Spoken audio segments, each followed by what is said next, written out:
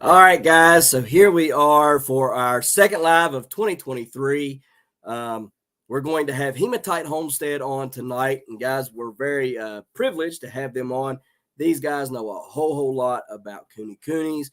They're giant growers, and they also like to homestead. So we're going to get them guys brought right in. We appreciate you coming out and watching this Friday evening. So sit back, enjoy, and let's talk to Hematite Homestead and ask them all about Kunekunes, homesteading, and what they think about giant growing.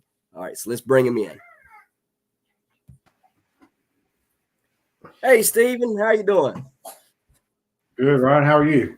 Well, I'm pretty good. Sorry, I'm a little bit late. We got tied up, and I was going to be on here 5 minutes early, but I ended up being like a couple minutes late. So sorry about your little bit of a wait, but I was coming. Well, it's no problem, man. Thanks a lot for having me. I really appreciate it. Yes, We look sir. forward to it all day long. All right. So first, I just kind of want to know what got you drawn to homesteading, and then what got you drawn into doing the Kunekunes. Well, okay, so part A and part B. So we'll get into part A, your question first. So probably about 5 years before Kelly and I got married, I bought a house down the road from her in the old historic district of Clifton Forge. It's an old Victorian house, and we tried to bring it back to its 100-year ago glory. And man, that didn't work out at all. It was a huge disaster. We Right. started looking for houses. So we looked up the road here, about a mile and a half up the road. We looked at a place that had been flood damaged, and they weren't asking much for it, but it didn't really suit our needs. We looked at another place up there that was absolutely beautiful property with an old, over 100-year-old barn up there that was in a foreclosure. And Right. they act like they didn't want to deal with anybody on it. So where we're at now is it was my dad's land. He offered us a little bit of it to build a house. Well, immediately, me and Kelly started going out and looking at double wides. We were going to put double wide on this property. And Dad talked me into building a house. And so I went and pitched it to Kelly. And I said, look, Kelly, we can build this house in 6 months. We'll be moved in. Turns out a year later. um, so a little bit more on that. So the house that we built is designed after the double wide that we chose. And me and Kelly actually made multiple trips to Lynchburg to look at this house over and over and over again. You know, we went in like we were a customer, like we were going to buy the house, but we were already in the process of building this thing. Right. And, you know, we went up there and measuring windows, and we had tape measures, and we're looking it over. Like 4 or 5 times we went to Lynchburg to look at this house, this double wide. And we built it here with with bricks and mortar. Right. And but that got us. We knew that before we got up here that we wanted to change the way we live. We wanted to stop buying processed meat in the grocery store, and we wanted to start raising it all ourselves. So that's what took us down the homestead journey. And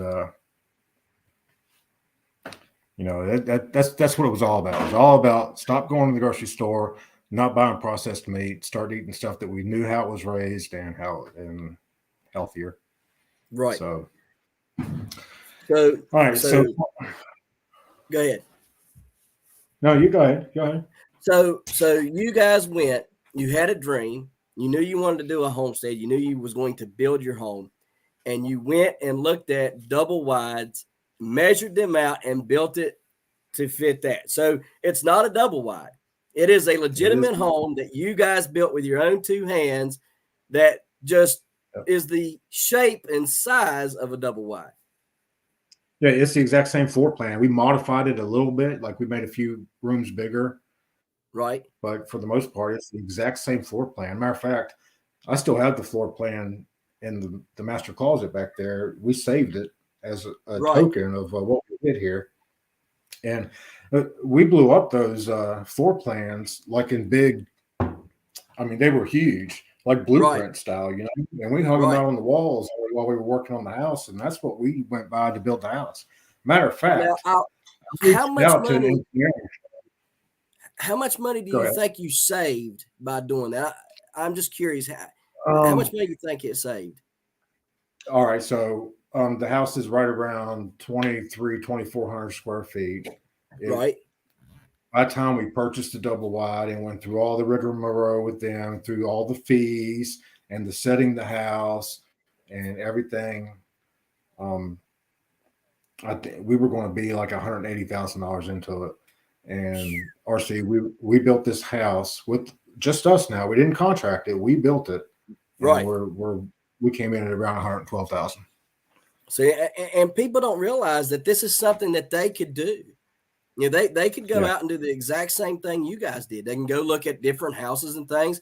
They could go find one that they like that's on the market and go measure it out and everything. You know, like say they like a house down the street from them, right? They go look at that house and measure it out and everything. And oh yeah, we're going to buy it and stuff. People don't realize that's very, very, very wise thinking. I like that idea because you were able to get exactly what you wanted that is going to last a lifetime because a double wide is built as cheap as possible to sell at the highest profit. You guys have got something that is built with real 2x4s and real flooring and stuff, not, what a double wide's made and out of. I live in a double our wide, you know.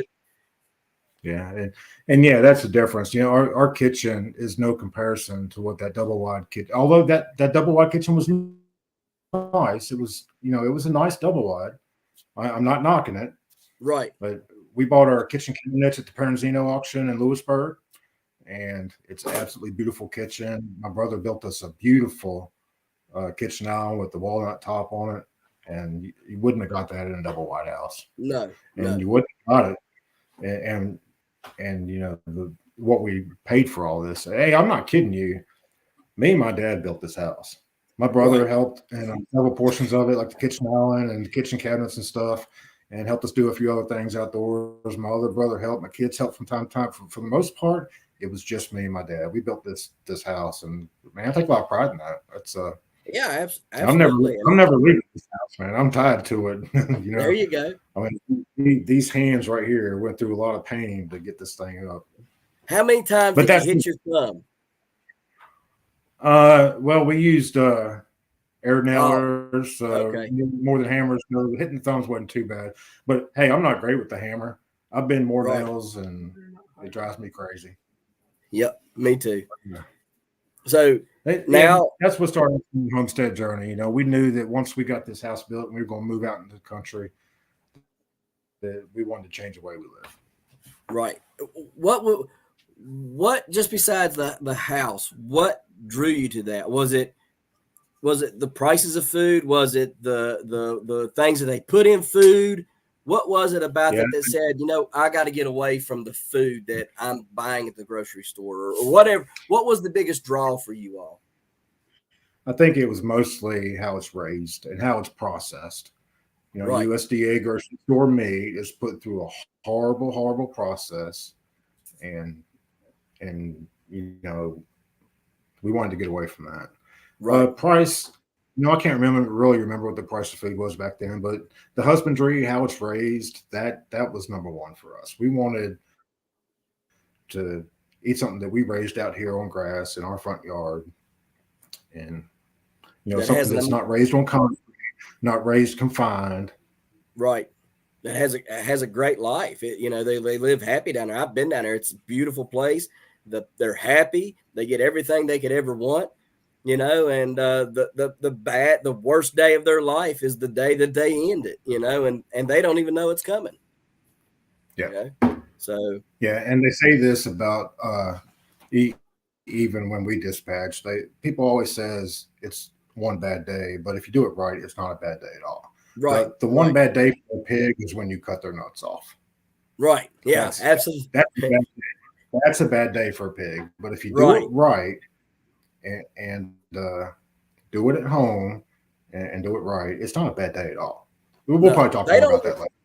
Yeah, they don't even know that happens. So what drew you to the Kunekunes? Because there is such a broad, spectrum when it comes to pigs. There's tons of different pigs that people can get, and lots of them much more well known. The Gloucesters, the Berkshires, the Hampshires. There's tons of different pigs. One thing that you hardly ever hear of, and you definitely don't see on YouTube, is Kunekune pigs. What drew you to? How did you find out about them, and what drew you to them? Okay, so we're a small acreage farm, and it was very important to us that we wanted to pasture raise whatever we decided to bring here. That was number one for us. And we weren't willing to compromise on that at all. Right, Okay, so that really limits you in what you can do. Okay, so cows, we're a small acre farm. We have 5 acres. Cows not really an option. Yeah, we might have got 1 or 2 cows that we could homestead just for us. But at the same time, we need to generate a little bit of income so we can continue to do this. So cows wasn't really an option. right, So we started looking into pasture pigs. First pig that I was after was the Mangalitsa.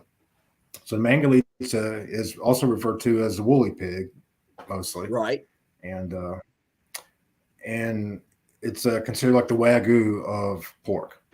I mean, it's highly sought after meat, delectable. People love it, and it's also a lard pig. right, This fat has lots of uses outside of the kitchen, so it's highly sought after. right, Well, all right, so I started shopping for Mangalitsa's, and turns out Mangalitsa is more of a destructive pig than a Kunekune. And okay, so I'm getting a little bit ahead of myself now because we hadn't even heard of Kunekunes at this point yet. right, But so we have to take that into account because again, being a small acreage farm, we can't have destructive animals because we don't have the amount of acres to recover property and rotate and keep everything alive and keep everything fed properly. right. All right, so we found Kunekunes by accident. Okay, Girl that I worked with said, "Hey, I heard so and so has what Mangalitsa is what we were talking about at the time. Go talk to her."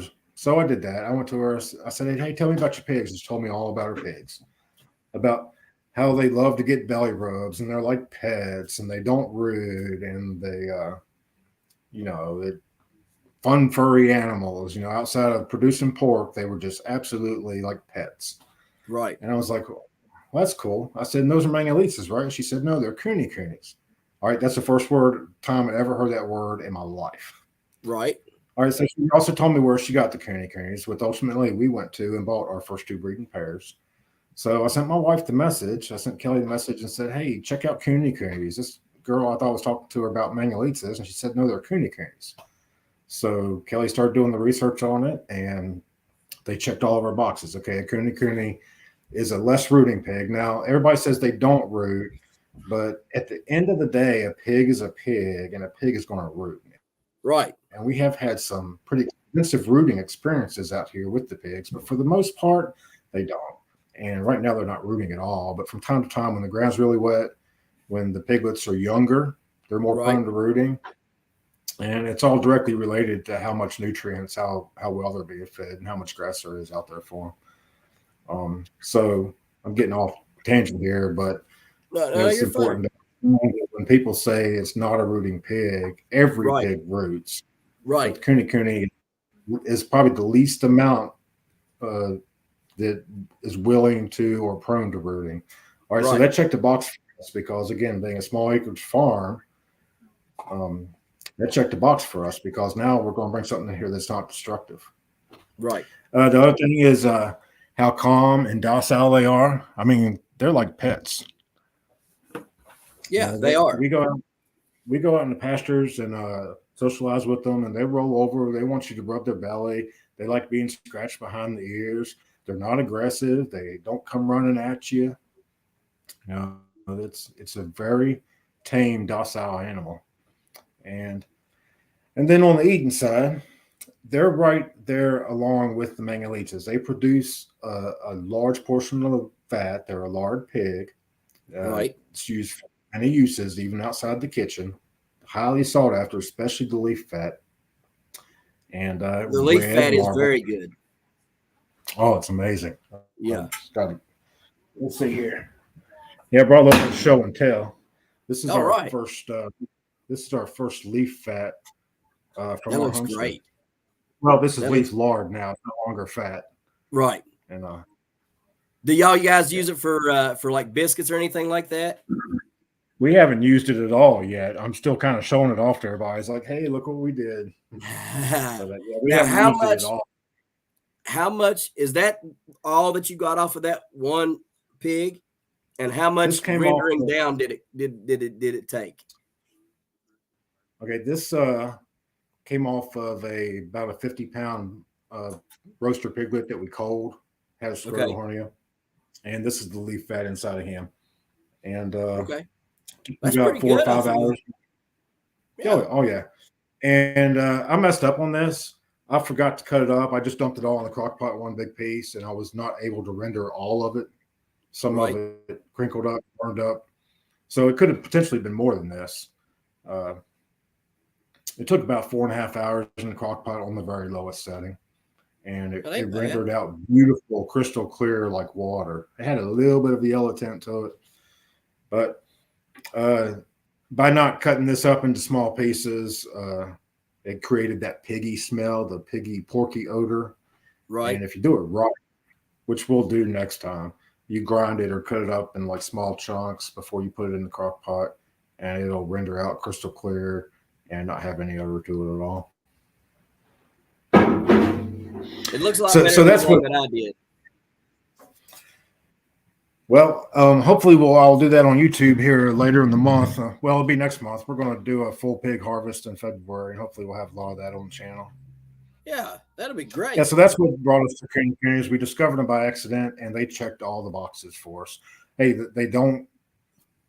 And again, take this with a grain of salt because each animal is different. But they're Right. also known to not test borders, and we haven't had any pigs here that tested any borders.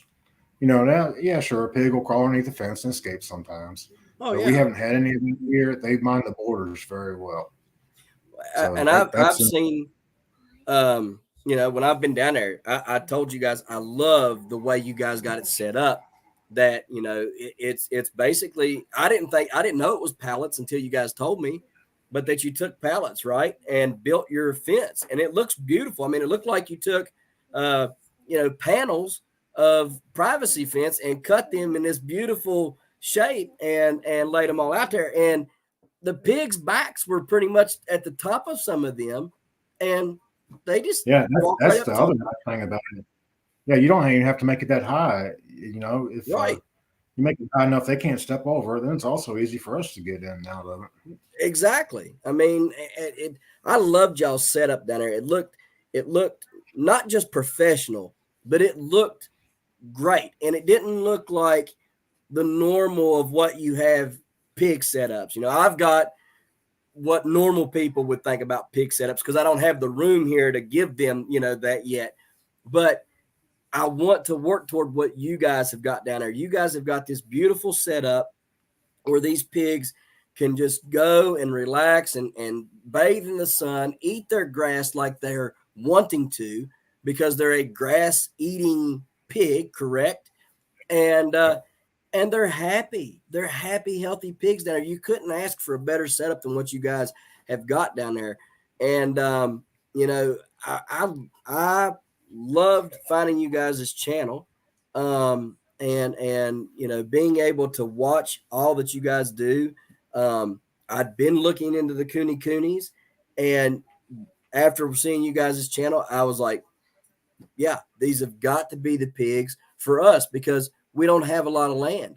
We don't have room for them to root up. We don't have land for them to be able to break through and, like you said, test the borders out and stuff.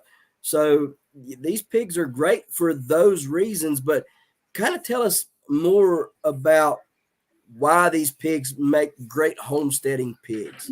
If just elaborate on that just a little bit more. Well, they pretty much take care of themselves. We do feed them twice a day. We feed them 16% protein twice a day.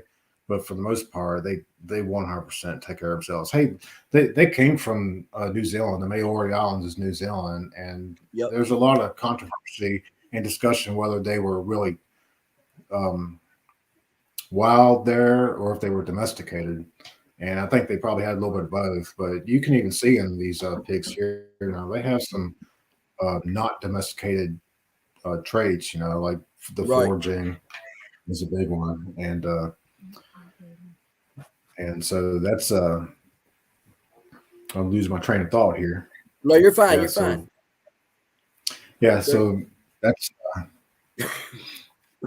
they you have. they I do have one question.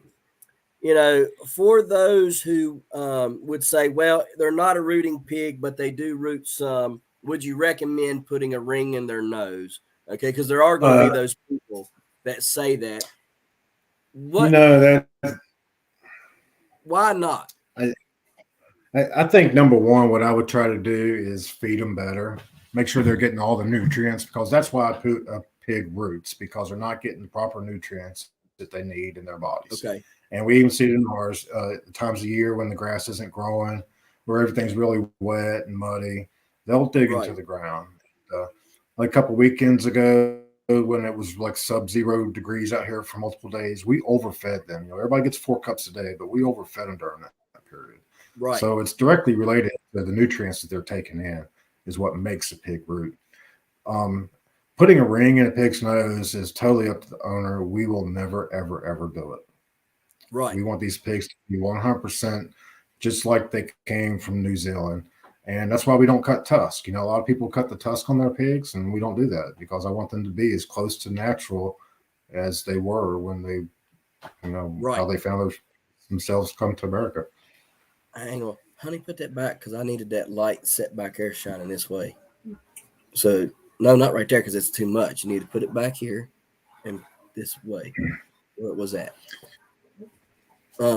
Sorry. So, you don't But cut the there's no tusk. doubt that a ring in a nose will definitely keep a pig from rooting. It There's no will doubt about definitely that. keep it from rooting. Okay. Yes, it will. But now let me ask you this. So you don't cut the tusks, but you do clip something, and those little teeth that they have. Explain that to Yep. the viewers and why you do that. Okay, they're called needle teeth, and let's see, I can't remember the technical name for them now. I got this written down from back when we did that video, but we got a video on the channel where we did that. It's not a very good video because the piglet didn't cooperate with my camera angle, but we will try and do that again with our next batch of piglets. But they're called a vet in the vet world. They call them needle teeth, and they're like right here and right Right. here, and they are razor sharp. They will slice your finger wide open. So we Yes. had an instance where Pumpkin with her third litter, no, it was her second litter, her very hind teeth got split in half. And she got violent with the piglets. She wouldn't feed them anymore, because they're fighting over the Right. teats, Oh and yeah. and they're hurting her now. She has a split teeth, and Right. we went through this for about 2 days. And so at the time in the fern barn, I had a 2x6 at the bottom of the door that was designed to keep the piglets in the fern barn. It only Right. works for a few days. Day 3, they hop over the 2x6 and they're outside. We quit using that. I thought that's what Pumpkin split her teeth on because she drags it when she's going out the door. So we cut that Right. thing out and got rid of it. But after talking to a vet and doing some studying, we're pretty sure that a piglet split that teeth with their needle teeth. Mm. So that's a common practice. We've only done it one time. We've only had one litter of piglets since that incident. And oh no, you know what? That's not true. We had 2 litters. Yep. So we clipped needle teeth My on both. Yep. yeah. My We litter, yeah and we then yeah. yeah, and then Coco's litter came like a month after that. Yeah, Right. and Yeah. we clipped needle teeth on both sets of them, and we'll start doing it from now on because it's way easier on mama. Because if you have piglets, mama lays down. Let's say on average, Kunekune has 8. I think 8 is average for most people. Our last litter was Right. 5. One before that was 6. We've had as many as 8, and all these piglets are fighting for position to get on these teats, and they're not nice about it. And one No. will come over and knock one off, and that's where those Right. needle teeth when they're locked onto that thing and a piglet comes in there and knocks it off, those needle teeth will rip a hole in mom. And then she'll stop feeding. She'll stop nursing because it hurts. Oh yeah. And Now something else that I thought was very interesting that I learned from you about the piglets is they have their own teat, and they go to that teat every time, correct? yep. They established that after about 3 days, I think, of what we noticed. And after about the third day, they will use the same teat for the whole 8 weeks. That And is just there's amazing. yeah, there's no switching around. Right. Once they pick that teat, and it's their assigned teat, they stay on it. So And you always do got that one piglet. You that always got that bounces one around. piglet, yeah, that bounces around, and he'll try and steal teats from the ones that own these teats. Right. And they don't have nothing. And That's that's where you funny. also run into trouble if you don't put the needle teeth. That causes problems because the one that bounces around is always pushing piglets off the teats while they're locked in, and those needle teeth just Rip them shred them up. off. Yep. And another benefit to clipping the needle teeth, it doesn't only help mom, but it helps the piglet because once she gets shred up by needle teeth, then she'll start thrashing around and jumping up and stomping her feet. And now you're getting piglets stepped on. So it's a Right. win-win for piglet and mom. Mom doesn't get hurt while she's nursing, and the piglet's not in danger of getting stepped on because mom's going crazy because she's hurt. That brings up a great caveat to a next question that I have. Pigs are renowned. I can remember as a kid, Mr. Brenneman was a farmer where I grew up at in Scarborough, West Virginia. Every day I went up there. He had pigs. Big John was his big old boar. I do not know what kind of pigs they were. I just know they was as big as my kitchen table. But the big old white pigs. Anyhow, um, he had a farrowing barn where he would walk the mothers in, and there was 3 stalls in there built out of center blocks, concrete flooring. And I can remember going into these barns with these farrowing stalls with him and some of the guys that worked there, and there was always dead piglets in here. And it I always would ask, well, what happened? Well, mama laid on them. The question I have for you is, how bad are Kunekune mothers for laying on their young? Okay, so uh, they are traditionally known as to be really good mothers. They are very careful about it. If you watch Kunekune mom when she's laying down to feed, she'll get down on her front feet, she'll work herself all the way to the ground, then she'll get her rear end down on the ground, she'll gently roll over. But let's make no mistake, piglets get stepped on, they get laid on. It's usually not mama's fault. All right. Right. After about 3 days, a Kunekune is born very active. They're born with their eyes open. And after about 3 hours, they're running all over the place. That's They get crazy. that 3 hour lag time, where they're distressed from being born and they just kind of crawl around and look at stuff. But I think about that 3 hour mark, then it's like having little puppies or they're just running all over the place. So it's not mama's fault she's stepping on them or laying on them. It's very hard for her to control where, 8 piglets or sometimes 12 or 15 piglets, if they have huge litters, she Right. can't control. All of them are running around. And Right. this is an area that Kelly and I focus on really heavily. And I don't know if this is practiced in other farms in America. I know we know a few people that do a 12-hour or 24-hour, but when that piglet hits the ground, Kelly and I go 36 hours around the clock, 2 or 3 hours, and we keep letting each other off. And we make sure that those piglets don't get stepped on. That first 36 hours is the most critical. That's the Okay. time that the piglet is figuring out mama's routine. Okay. So mom will be over sleeping and she'll call them. She'll start making grunt noises and they all come running to eat. And, if she's not laid down, well, she'll usually make her grunt noises after she's laid down or while she's laying down. But, Right. if it's feeding time for her or something, or the piglets are out messing around, then they're running all over the place. What Kelly and I do is we try and make sure during that first 36 hours that they get into a routine. And no matter what time of year it is, we have a creep set aside for the piglets with the heat lamp. And the Okay. purpose of the heat lamp, of course, if it's cold, it's to keep them warm because the temperature Right. in mom is about 105 degrees while the piglets in there are being made and being born. Right. And then, We usually have them early spring. It could be 30 degrees outside. That's quite a shock to the body.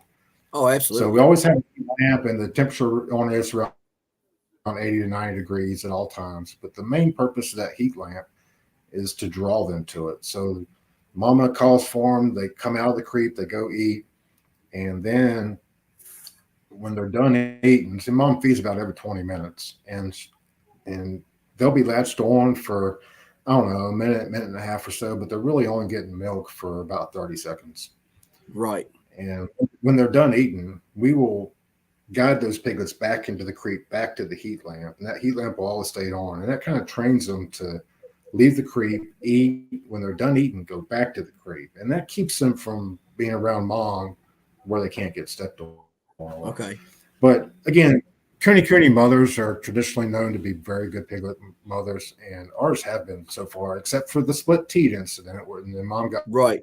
very violent with it, and also late in the process. So we wean at 8 weeks, and sometimes in that 6 to 8 week range, mom will start, she's had enough of them piglets eating on her, and she'll let them know. She'll sling them Right. around, and definitely feeding time. When you put mama's bowl down to eat food, then them piglets are not getting that bowl because she's gonna let them know this ain't yours, it's mine. Oh, She'll put them yeah. underneath that snap, throw them right out of that bowl. That's But we funny. alleviate that at about week 2, then we start feeding pellets to the pigs in the creep while mom eats, and that's basically to the mom eat piece because they will come out there and try and fill her bowl full of piglets to eat what she's eating. Right. So we start sprinkling the pellets in the creep about week 2, and increase that all the way to week 8. How much does this run her down? Having these piglets on her, they're nursing. How much do you need to increase your feed, or do you increase your feed? We do increase the feed. Um, I will have to consult with Kelly to find out exactly how much. I don't remember the numbers. She has it all laid out. We go all the way up to 6 cups per feeding, and for the Okay. main portion of feeding these pigs, we're feeding her 6 cups twice a day. That's 12 cups of food twice a day. Also, Right. heavy feeder the birth because she spent a lot of energy and Yep. water. You always got to make sure you got lots of water because she also loses a lot of water having the piglets. So always Right. lots of water, and we do feed heavy for that 2 to 6 week period, and then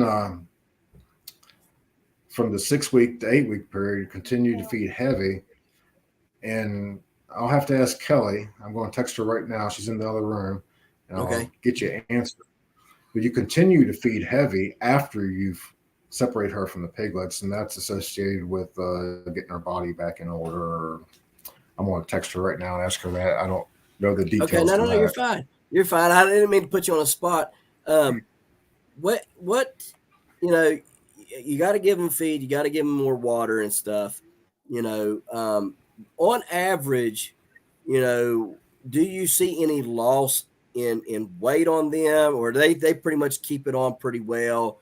You're keeping up the feed, they're keeping up their weight, they don't look ran down like some mothers would, uh, be it pigs or cows or whatever, right? um, do you notice that they get ran down any, or do they stay pretty well the same? And yeah, that's the purpose of overfeeding is to keep them up to speed because they're expending all their energy to produce milk to feed the pigs, to feed the piglets, and and then afterwards we visually watch. I mean, we know what the pigs look like before they got pregnant, and we try and get a good comparison in our head. You want to make sure they're not getting overweight. You want to make sure they're not getting underweight. We do have scales, but we don't usually weigh um, under those Right. conditions. We just try and gauge by what we know they look like all the time. Okay. Yeah, you don't want to overfeed her or make her fat. You don't No. want to make the mistake of thinking she needs more energy, so you overfeed her, and then now you're making her fat. You're starting to Right. produce too much fat, not enough protein. Right. Exactly. And I think, you know sorry, there's there is that fine line.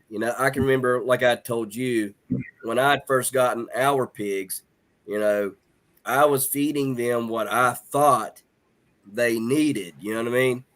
Well, it turns out it was way too much, because then I get the boar pig, and he's, he's looking like Mark Henry off on WWE, right? And he's just big and bulky, and his shoulders start bulking out, and his feet start turning up, like I told you about and stuff. And you can't overfeed these pigs. A pig will just sit there and eat and eat and eat. I mean, Yeah, and that's true. They will eat until there's nothing left to eat, and yep, that's what a pig does. And a Kunekune is no right, different. If we put a 40-pound bag of feed out there, they're going to eat it until there's nothing left. yep, And a good way to determine, well, in Kunekunes, I can't really speak to other breeds, but in a right, Kunekune, a good way to determine whether or not they're overweight is how well they run. You want them to be able to run, and okay, when we're out in pasture, they're a good acre away from us, and they know what time it's feeding time. And they see us coming in there, they come running, like your puppy would or something. right, And if they can't run, they're overweight. If they can't walk on their pasterns, that they're a hooved animal, and you got the right, two down back here on the back, they're supposed to be like this. They're not right, supposed to be flat-footed like this. Part of that's genetic. When they're born like that, they walk flat-footed. You're supposed to cull them and not breed them, and we don't. right, We haven't really ever had an issue with that, but we will definitely cull any that are flat-footed. But okay, if they can't walk, that is also a good indicator that they're overweight. yeah.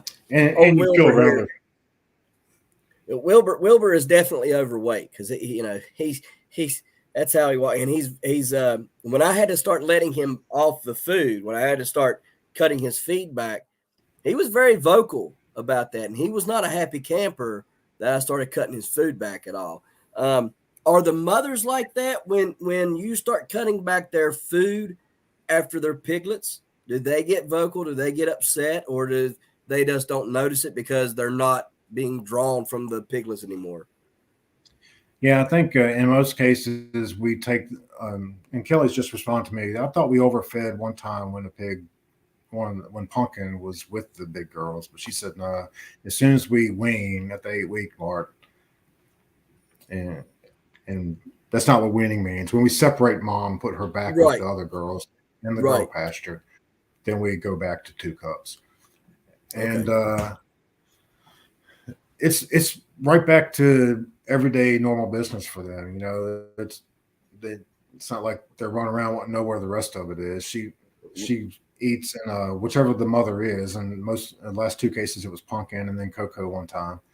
They go back in the pasture with the other 7 sows and gilts, and they go through their normal feeding routine. So they fall right back into it.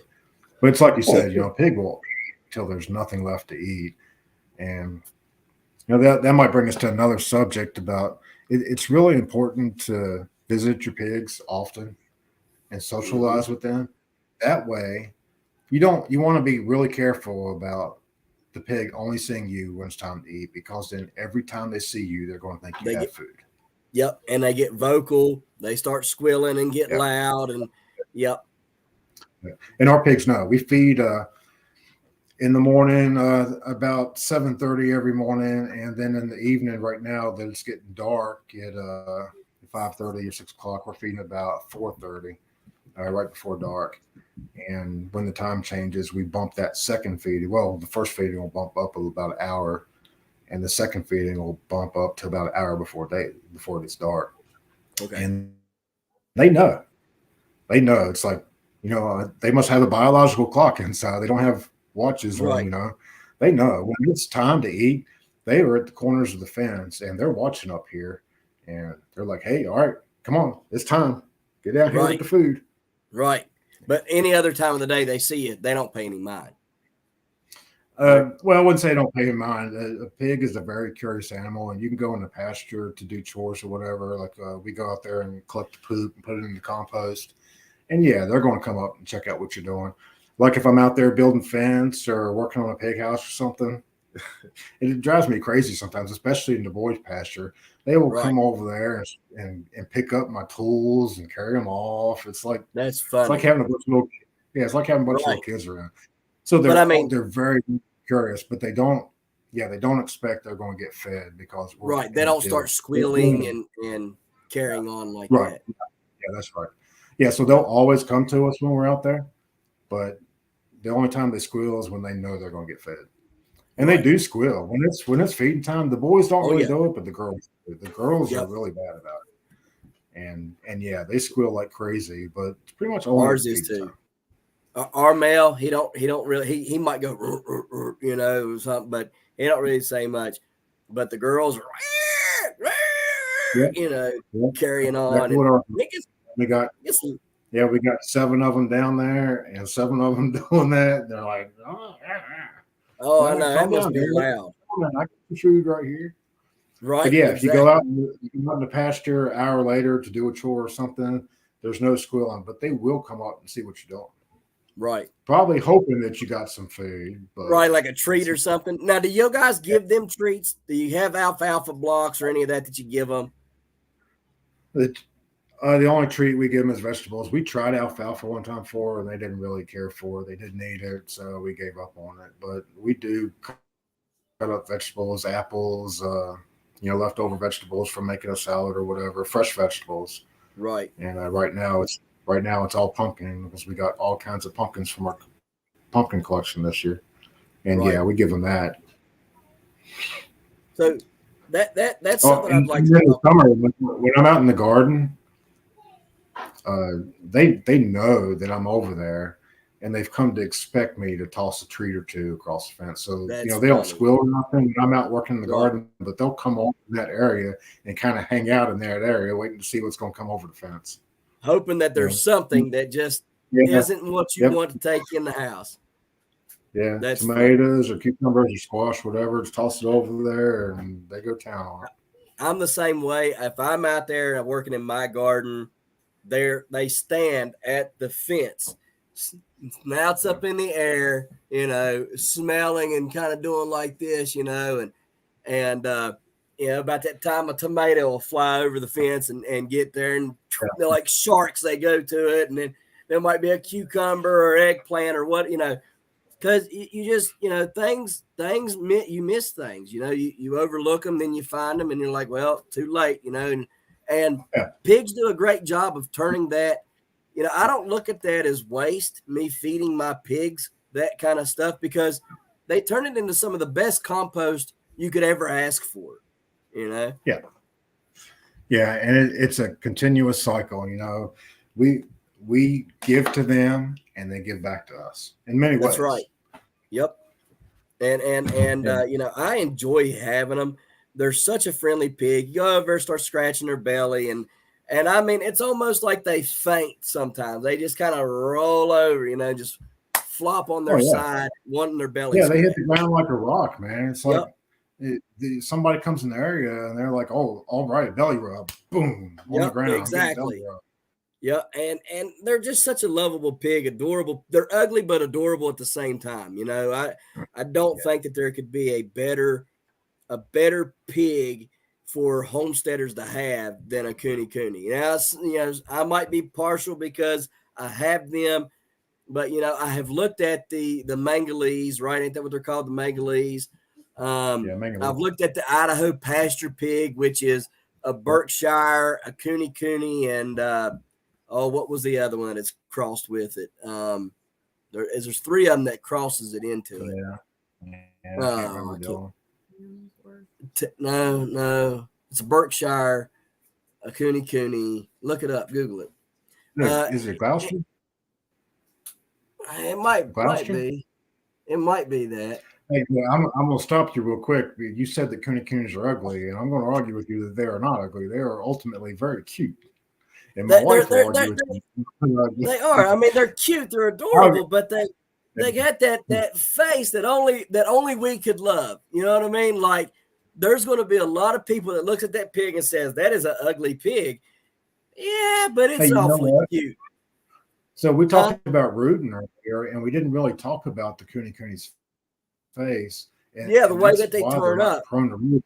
And very short, a rounded jaw, and a very short nose that's turned up, and it's not built for excavating. So like Right, it's not.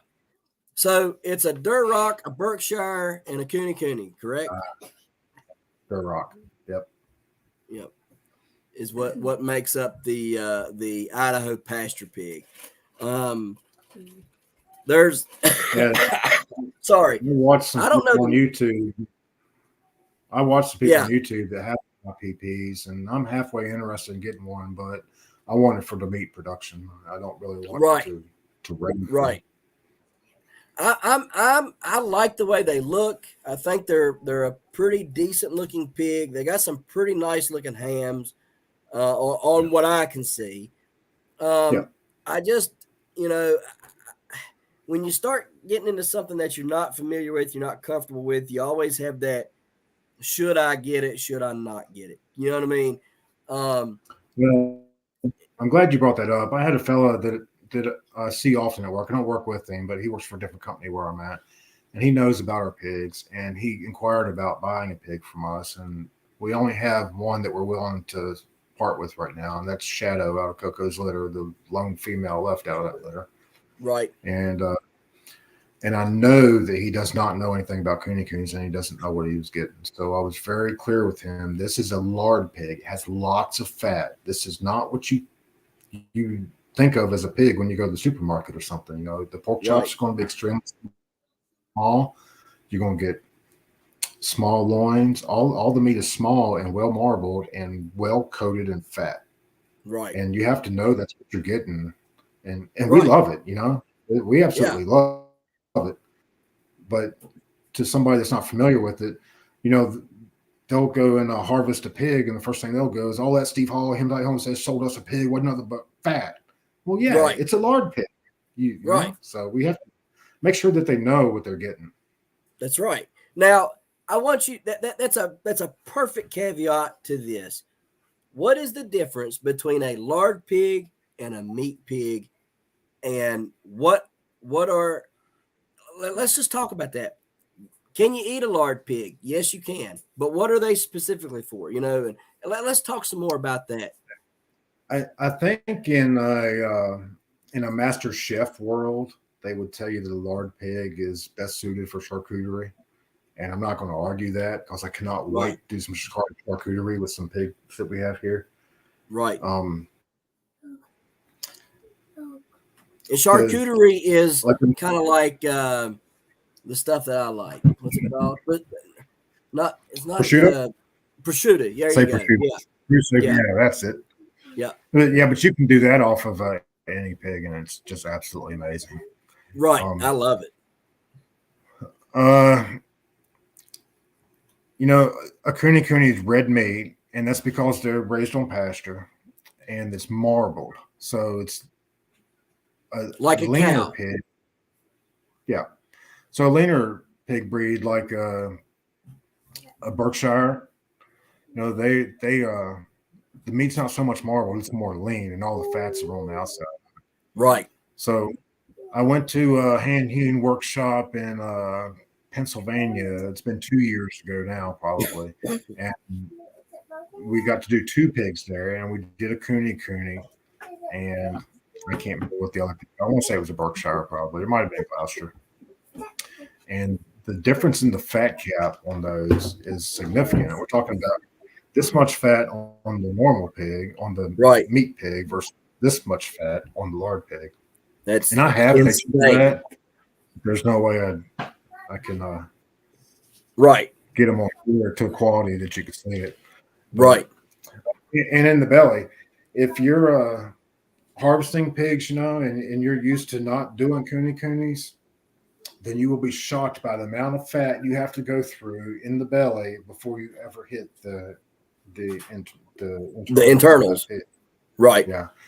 And with that being said, if you're only experienced in doing a cooney, and then you go and do a different pig, you're probably You'll going to bust slice. the gut sack. Yeah, that's right. You're going to slice the stomach wide open because you're not going to Right. be expecting to get it so quick. And so, you know, so let's talk about what you said you use it for charcuterie, but I've seen you've made several different things out of this. Um, so it's obvious that you can, they might not have the volume of meat. They have more volume of lard versus their meat production, but they still have. Let's say you got a 300 pound, uh, you know, not a boar, but what would you call it if it's not a boar? He's been denutted. What are they Barrow, called? barrow, Yeah. Okay, barrow. barrow. So you got a 300-pound barrow, all right, or a 200-pound barrow or whatever. How much meat can you say that you're going to get? Let's talk about shoulders, bacon, ham. All right, just those kind of primal cuts there. Maybe some of the jaw because they got huge jaws. You know, um, what are we talking about there versus how much fat we're going to be able to put up? You know, leaf lard and lard, right? Because leaf lard is not lard. I mean, it is lard, but it's not. It's not the same type of lard. Leaf lard is used Yeah, for pastries and biscuits and things like that. Yes, yeah, there is a yeah. If you're doing difference. it right, you're going to keep that separate from the fat. Exactly.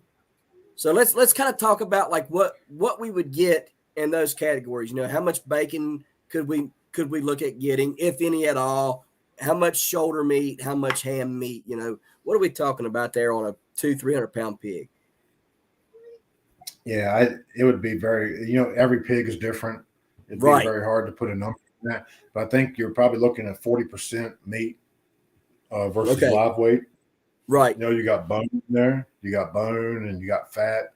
Now, on a Kunekune, if you're cutting pork chops or bacon or whatever, you know, don't worry about all that fat.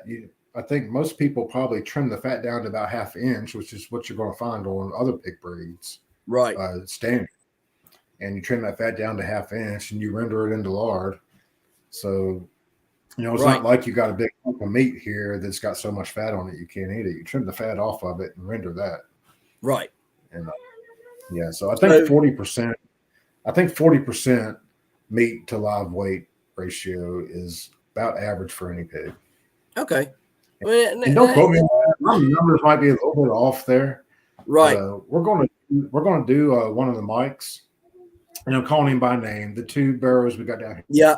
here, Mike and Mike. Did they That's finally very get big important to enough? me.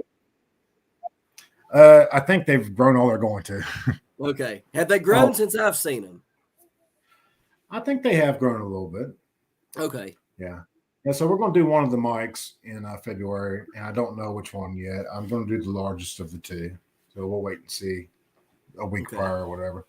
So I'll follow up with you, and we're going to do live weight, and we'll see how much meat we get out of it. And I'll follow Yeah, up with you. And that'd be yeah, great. but What? again, it's a pig by pig basis because they all grow differently a little bit. Right. Yeah. Absolutely. What What have you got to make out of them so far? And what has been your favoriteest thing that you've made? Okay, so right now we've only harvested the two scrotal hernia piglets. The first one was around 65 pounds live weight, and we roasted that whole, which is coming to YouTube. I made the video once already. I didn't like it, so I haven't published it yet. I'm going to re-edit and put it back out there.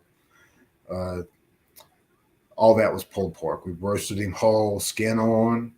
It took about 21 hours total Right. in the smoker. And It sounds so good, with man. I'm getting that, hungry. I'm getting hungry. well, I mean, look here though. We had a 65-pound live weight pig. I don't know how much meat we got off of that pound wise, but it was a lot. And it's just me and Kelly here, and we ate pulled pork sandwiches for 2 days, and I was like, time out here. We're not going to Right. eat pulled pork today. Let's figure Right. something else out. So we did some research and we looked up some recipes. We made pulled pork nachos. Actually, we didn't do any research on that. I made that up based on Right. my, It sounds really I good. did it the exact same way that I would make nachos out of ground beef, except I put pulled pork in it. She made a pork chili that was really good. I mean, really good. Right. And And that sounds good. I've never had that before. And that sounds awesome too. yeah, it was really good. And that was a whole roaster piglet. And, smoked the whole thing. So we smoked it to about 200 degrees so that you could pull it all off.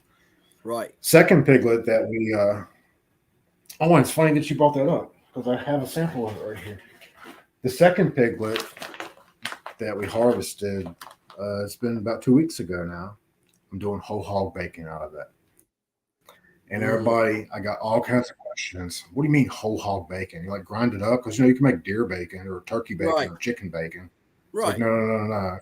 we're separating all the cuts into whole muscle cuts that would typically be used for some sort of charcuterie. But in a Right. 50-pound piglet, they're not big enough for that. By the time you dry it and age it, then you've lost all of it. Right. So we're doing whole hog bacon. I basically took all of the whole muscle cuts off of that I could get, and we're going to cure it just like bacon. I'm going to use my maple sugar, curing salt, and this guy right here I got. I don't know. Can you see that? I can see that. Yeah. What This is that a loin or a neck or what? this this is the belly off of. This is one half of the belly off that 50-pound, and it's got the loin in here. This portion right here is I see loin, it. and again, it's just a 50-pound piglet. The loin was so small that it wasn't really suitable for cooking alone. Right. So I I rolled it up in this bacon. I'm going to make bacon out of this, and I'm going to roll it up just like this. I'm going to do this one a savory bacon. I'm going to leave the sugar out. It's all going to have salt, curing salt, pepper, and I'm going to put some thyme in it. Oh, that, And that sounds really good. I will unroll it and do all that, and then roll it Right. back up and vacuum pack it, and cure it for about 14 days, and then smoke it. And man, I That can't wait to get into this. yeah, you're gonna have to invite But me down for some of that, man, because that just sounds absolutely, man. amazing. Um, But so back to your question about how much meat you get off of them. This is the loin and belly off of a 50-pound pig. right, See how big this is? yeah, I mean that's I haven't weighed a it. big chunk, Yeah, yeah, and this is rolled up too. So this is the whole right? belly. And it's rolled up. It's rolled up in a nice little package. Basically, because I love the presentation of it. Yeah, This I is going love to be it my too. favorite thing. So You the know what it rest of the pig reminds is me going. of? It put me in What's the that? mind of a pumpkin roll. Is what that put me in the mind Oh of. yeah, yeah. You It know? reminds Yeah. me of pancetta, but it's There, not yeah, going to be yeah. pancetta. It's going to be bacon. But someday Bacon. we'll do pancetta, but not off of this. And a lot of that stuff is very, very delicate work to make, Oh yeah. prosciutto or what you had just said. Um, that's some Yeah, delicate and stuff. I'm not experiencing that. I have been going to training on all this stuff. I've gone to a couple of whole hog charcuterie intensive courses with the hand hewn folks up in Ohio, and I'm kind of wanting to go to another one. I found in this last piglet, or the one before that, the most that I've forgotten some of the skills that those guys taught me, and I need a little bit of a refresher. But we haven't done any charcuterie here. I actually picked I took a copa muscle pumpkin roll. Okay. I mean, that's okay. I like pumpkins too. So, Right. Well, um, and one of them's called pumpkin, oh right? yeah, that's right. That's right. Yep. She's not the mother of that one though. Coco was the mother of that one, but the Okay. mother of your piglet was pumpkin.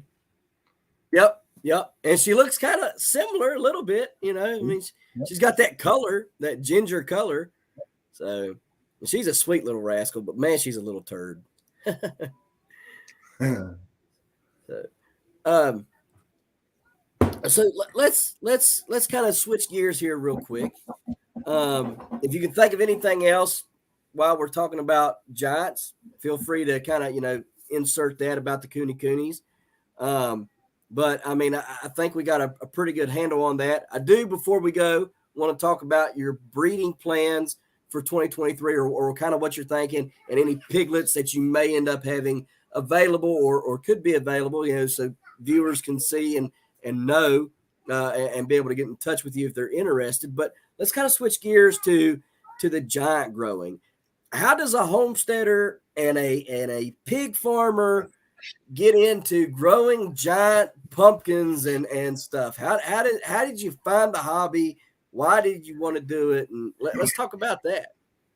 Well, I guess it goes all the way back to when my children were little, and there was a fellow that worked at the mill where I worked at, and he was well liked. I mean, everybody in the area loved him.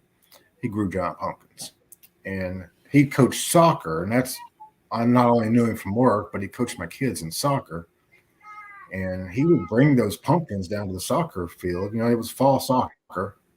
He would bring Right. those pumpkins down there, and that was my first experience ever with, wow, look at this massive thing. I'd like to grow that someday. All right, so skip 15 years. Now we're on the homestead, and Right. pumpkins is my favorite thing to grow. Right, Right. it's my number one favorite thing to grow, and I'm not talking giant pumpkins, but pumpkins in general. And we grew pumpkins every year, mainly because it's my favorite thing to grow. It's my favorite time of year. It's my favorite season, and the Coonies love pumpkin. So it was win-win for everybody. My favorite thing to grow, Coonies love it. Well, then I thought, you know what? I've been wanting to grow a giant pumpkin all these years, and now I have the perfect place and the perfect opportunity. So guess Right. what? Went on Amazon.com and bought seeds that were supposed to be Atlantic giant pumpkins, planted them in the ground, and didn't do Yep. nothing. Um, but that was the start of it. I was like, yeah, I'm going to get this right. I made a lot of grower mistakes that year. That was my first year ever trying to grow Atlantic giants, and I'm going to get it right. I do not like to fail at anything, so I'm going to Right. get it right. So last So year we got a little bit further right, uh, but while I'm talking about the guy that inspired me many years ago, even though it took me 15 years to ever put a plant in the ground, he used to go around and tell people that his secret to growing giant pumpkins was milk. Okay, 15 years goes by, right? I'm watching YouTube. Jacob Morencer yep. is feeding milk to his pumpkin. Right. Right, so Right. I'm watching it because I want to learn how to feed milk to a pumpkin. It didn't take me long to figure out. It didn't take me long to figure out that um, it was a parody. It was a big joke. Right. It is. It So, was a big joke. And the Hatton Homestead wants to know what our biggest pumpkins are. So I'll let you go first. oh, I was going to put it in the comments. So I can't do that, can I? 250 Uh, pounds, how and I grew much? that last year. 250 pounds. That was Okay. last year. That was the 400 house by the 1167. No, by the 400 house by the 1152 Caspers. And I grew it 250 pounds, and it had the potential to get bigger than that. But the heavy rains in August just totally demolished all my growing, and it was a huge learning experience. So I was very happy to get to that. And this year we're shooting for even more. There you go. I mean, I experienced the same thing you did with the lure of seeds on Amazon. Oh, they'll get 1,000 pounds, buy them, Um, first year out the gate, 2021 was my best year, and so that one I grew a 1,016 pound pumpkin named Bertha, and then Scar, I think is what my son named her. Um, she was over 1,000 pounds. I don't know how much because 9 days before the North Carolina State Fair, was out there checking on her. I had to do surgery on her stem and split her stem because she was growing so rapidly. Um, very early on, she was the last one pollinated. She was taking off like a rocket. She started to split from the stem up the shoulder, so I had to do some work there on that one, and kind of fix it. Well, anyhow, I kept check on the stem real good because it was a really bad area. It was prone to infection and stuff, and was out there checking one day, and right on the video, I mean, there was no do it off camera and then go back and do it, whatever. I was literally on camera poking my pumpkin, not poking it hard, but just kind of feeling around, and boop, right in it went. And I mean, you guys get the full effect on camera, like, whoop, there it is. There's my season. It's over. We pulled that pumpkin out of the patch. You can see the whole video. We pulled it out. The entire guts are falling out of the whole bottom was rotted plumb off of it. Um, I took that day, cut the shoulders and the stem area out, got all the seeds out of it that I could. It sat there for roughly 5-6 days. I took the chainsaw, cut it up into pieces that could be managed, weighed each and every piece that I had left, and got 950 pounds. That pumpkin measured 849 pounds. I would venture to say it was between 20 and 22% heavy, putting me somewhere around 1,020 to 1,035 pounds. So that was probably my best, but I only know that it was 950 pounds. You know what I mean? Because that's what I got totaled up. But excuse me, if you think about evaporation, how much I lost off of that bottom and all that, it was a big pumpkin. And that came off of the 1378 new. So those are my two biggest ones. So I mean, you know, they ain't big really. They're kind of babies right now. But I got you some seeds in the mail today, so you know you should have some good ones coming and be able to really help your game out this season coming, and hopefully I can help you hit that 1,000-pound mark. Yeah, I hope so, and yeah, I hope you do get your 1017 this year. And, yeah, I do too. Why 1017? Why are you picking 1017? So I'm kind of curious to see why he wants 1017. But so yeah, I mean, back on my. So I was talking about watching Jacob's video about the milk, and after I realized that it was a parody, then I started questioning if this guy that I knew from 15 years ago, pumpkins, 1 pound more than you, if he was just fooling with people or not. So right. But anyway, my sister got me this for Christmas, the Tiger King, the 2350 Geiger. And hey, check out Chad New's latest video. I sent him some sugar, like I sent you, and a bubble to get seeds from his Colorado record, right, or one of his Colorado pumpkins. And he mentions us in the video, and he talks about how cool the sugar was. And I was like, wow, that's awesome. Cool. Yeah. And so I got seeds coming from him. And I almost bought the 1965 Rotoball on World Class Giants, and I never bought it. And I was like, yeah, okay, I'm going to go ahead and get it. I went on there to get it the other day, and there ain't none on there. I guess he sold them all. No. But a couple of the year before last, when we miserably failed at growing pumpkins, and I talked about not having the right seeds, I put a video out on that. And Richie Burdett was super, super generous with us and sent me a whole box full of seeds. Yeah, I told my sister. She heard me mention the Tiger King one day in a conversation, and she remembered it, and she bought it. And I told her that almost every pumpkin in America goes through that seed now. So, Richard Burdett sent me a whole box of giant pumpkin seeds, and his sunflower seeds, where I grew those giant sunflowers with this year. And I saved all the seeds from those. I gave away some of them to some family, kind of taunting them to see if you can grow a bigger sunflower than me now. But there you go. Yeah. So yeah, I'm hooked. I'm hooked. It just year trying, and I'm hooked because I'm not going to fail at it. I'm going to learn how to do this. There you go. That you got to. And look, don't make it complex because it's really simple. If I can do it like I grow them, and everybody's like, "How do you do it?" And I can't explain it. I just do it. I just do it. It's not. How many records do you have now? I have 11. Do you have? I got 11. So I mean, it's. I don't really know how to explain it. I just go out there, grow it, and I watch everything. I watch it like a hawk, and just give it food here and there. I mean, it's really it's not hard. I try not to make it hard either, And sometimes I mean, I ask growers questions. I mean, but I try to make it as simple as possible. And kind of back to what you were saying about that 1965. So I grew the 1965 this year or last year, which grew my first place 958 and also had a Howard Deal wart out of it. So I sent you that seed, the 958. So nice. Yeah. So I mean, and here's the thing: I crossed it to the 2195 tile.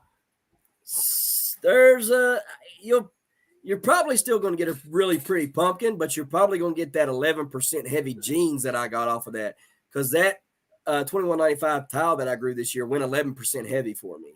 So you're probably going to get a pretty good pumpkin out of that. I sent you the 665, which was an 1883 Bayou crossed to the 2350 Ginger, and then I sent you a 739, which was the 2350 Ginger crossed to the 1883. Then I sent you one that I'm very, very excited about, which is the 947 Cook. It's a 1088 Bayou. What's special about this is the 1088 Bayou was a 1858 Schmidt crossed to the 2350 Ginger. That's what made the 1088 Bayou. Well, this year I crossed the 2350 back into it. So now it's going to be heavy on the 2350, also carrying those 1858 genes through it. So it should be able to get rid of the cantalouping, keep that beautiful shape and that lot of heavy genes and stuff in it, while also making it a really, really pretty pumpkin. It did. It glowed like fire, man. It was a beautiful pumpkin. I really enjoyed growing that pumpkin. I'll be honest with you, that pumpkin should not have even existed. I had horrible time with it. I put Clonex on it, and the Clonex messed it up, and it got blown over 3 different times. Had 3 different separate splits in the main vine and stuff, and it just turned on. Like, it was not growing at all. And then one day it just decided it's going to grow 50 pounds overnight. And I'm like, okay. And then it just kept on going. If it had not been for the horrible rain and the stem, literally, I grew that on a half of a stem, about 1.5 inches. Well, not even 1.5 inches, probably about 1.25 inches round. That's all the stem that I had, because it was pretty much all gone. Had no stump on the plant, had just a couple secondaries pushing it, because I had to cut several secondaries off of it. And it still put out 16 different pumpkins on that plant, most of them 75 to 100 pounds, and a 665 pound pumpkin to boot. So it is a very aggressive plant. It wants to grow, and it grows beautiful orange pumpkins. And I crossed it back to the 1883 is a 2350 self. So, I mean, and then I just crossed it back to the 2350. So hopefully it will get rid of that flat shape that it had, because it was a flatter, long pumpkin. Hopefully it gets rid of the flat, keeps the shape of the 739, which is really nice and round, but keeps the length too. And that'll give you a really, really nice, pretty pumpkin. The color will be right. Nice, long, round pumpkin. It should grow great for whoever grows it.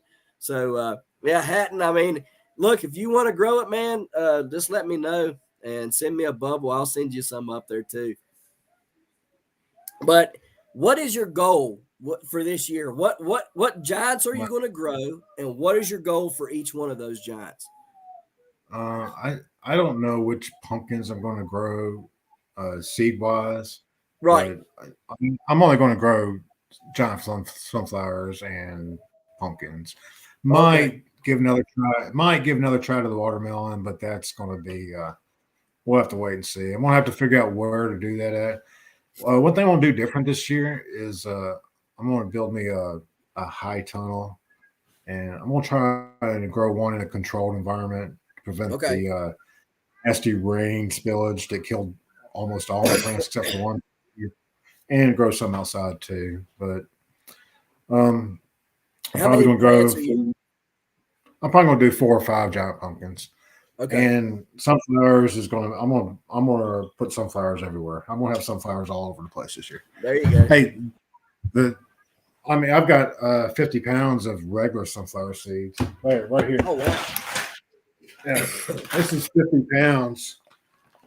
These aren't giant sunflowers. These are just sunflowers. There's actually a few giants mixed in here that I planted with these, but they didn't grow enormous. But I mean, these things will be growing all over the place. And except instead of bagging them up like this, the next coming year we'll feed them to the chickens over the winter. And hey, they're good for Kunekunes too. It really makes they are. It's good for Kunekunes love them. Kunekunes absolutely love it.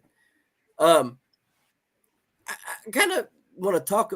Do you think anything that we feed them, the Kunekunes, do you think anything that we feed them gives their meat a better flavor? Have you heard of anything about that, or do you think it Well, doesn't matter? well, it does matter. You want to stay away from things like onions and garlic and things like Right. that will make the flavor off-putting. But feeding off of grass, feeding a corn-based protein feed, um, Do you feed yeah, them your that's pumpkin plants? really the plant or the pumpkins. The plant. Okay, so I'll give them some plants, but I try and dial back on that and not give them too much of it. The goats really enjoy eating the leaves off of it. The pumpkins Yep. will come over. I mean, the coonies will come over and eat the leaves. I usually hang them on the fences so that the goats can eat the leaves off of them, Right. and pigs can't really reach them. The pigs will get the low-lying leaves, but they don't eat much of it, and then they walk away from it. They don't eat the stems at all, and neither do the goats. So they usually eat all the leaves all the way down to the stem, and then they'll Yep. put the stem in the compost. Yep. But yeah, It's kind of like what I do and too. I just for everything else in the garden except for tomato plants. We don't give them tomato plants. There's acids in the tomato plants that are not really nightshade. suitable Yep. for their digestive systems. So those go in compost. But squash plants, I throw those in the pastures. Pumpkin plants, I threw okra plants in the pastures. Right. Cucumbers, watermelons, any melon, toss it in the Right. pasture. They like They to eat. love they They don't. love melons. Yep. So what? So you're not going to grow any giants, but pumpkins and sunflowers. So you're not going to try out any cucumbers, any giant tomatoes, any of Well, those I don't smaller have varieties. any seeds. Well, I don't have any seeds. Ah, I'll send you some seeds. So if you want to Yeah, grow yeah, some I would giant, love to try it. I would love to try some giant tomatoes. okay, You know, I I see. thought that I was going to grow giant tomatoes by getting a good tomato plant. Was it not the mortgage lifter? There's one bigger than that, Right. like a normal slicing Yeah. tomato. Yeah. And feeding it lots of nitrogen in the early stages and only letting one tomato grow on it. And that was disastrous. Yeah, I It, grew it one tomato on it, but it was enough to make a sandwich with. it is. I have found that it is harder to grow a giant tomato than anything else. I can grow giant root crops, no problem. I can grow a giant pumpkin, no problem. I can grow a giant cucumber, no problem. I cannot grow a giant. I can grow a regular tomato. You give me a Siberian pink honey. They're supposed to get about baseball size. I'll make them softball size or bigger. Right? You give me Abe Lincolns. I'll hit 3 pound with them. You give me a giant tomato, and I can barely break 2 point. In fact, I can't. I 2.29 is my highest I can get with a giant tomato, and I do not know what Okay, I do wrong. so in the tomato world, I know a thousand. Everybody strives to grow 1,000 pound pumpkin. What do you Right. strive to grow in the world? 5 pounds. If I can hit 5 to 7 pounds, I'm happy. I don't need a 10 or 16 pound tomato.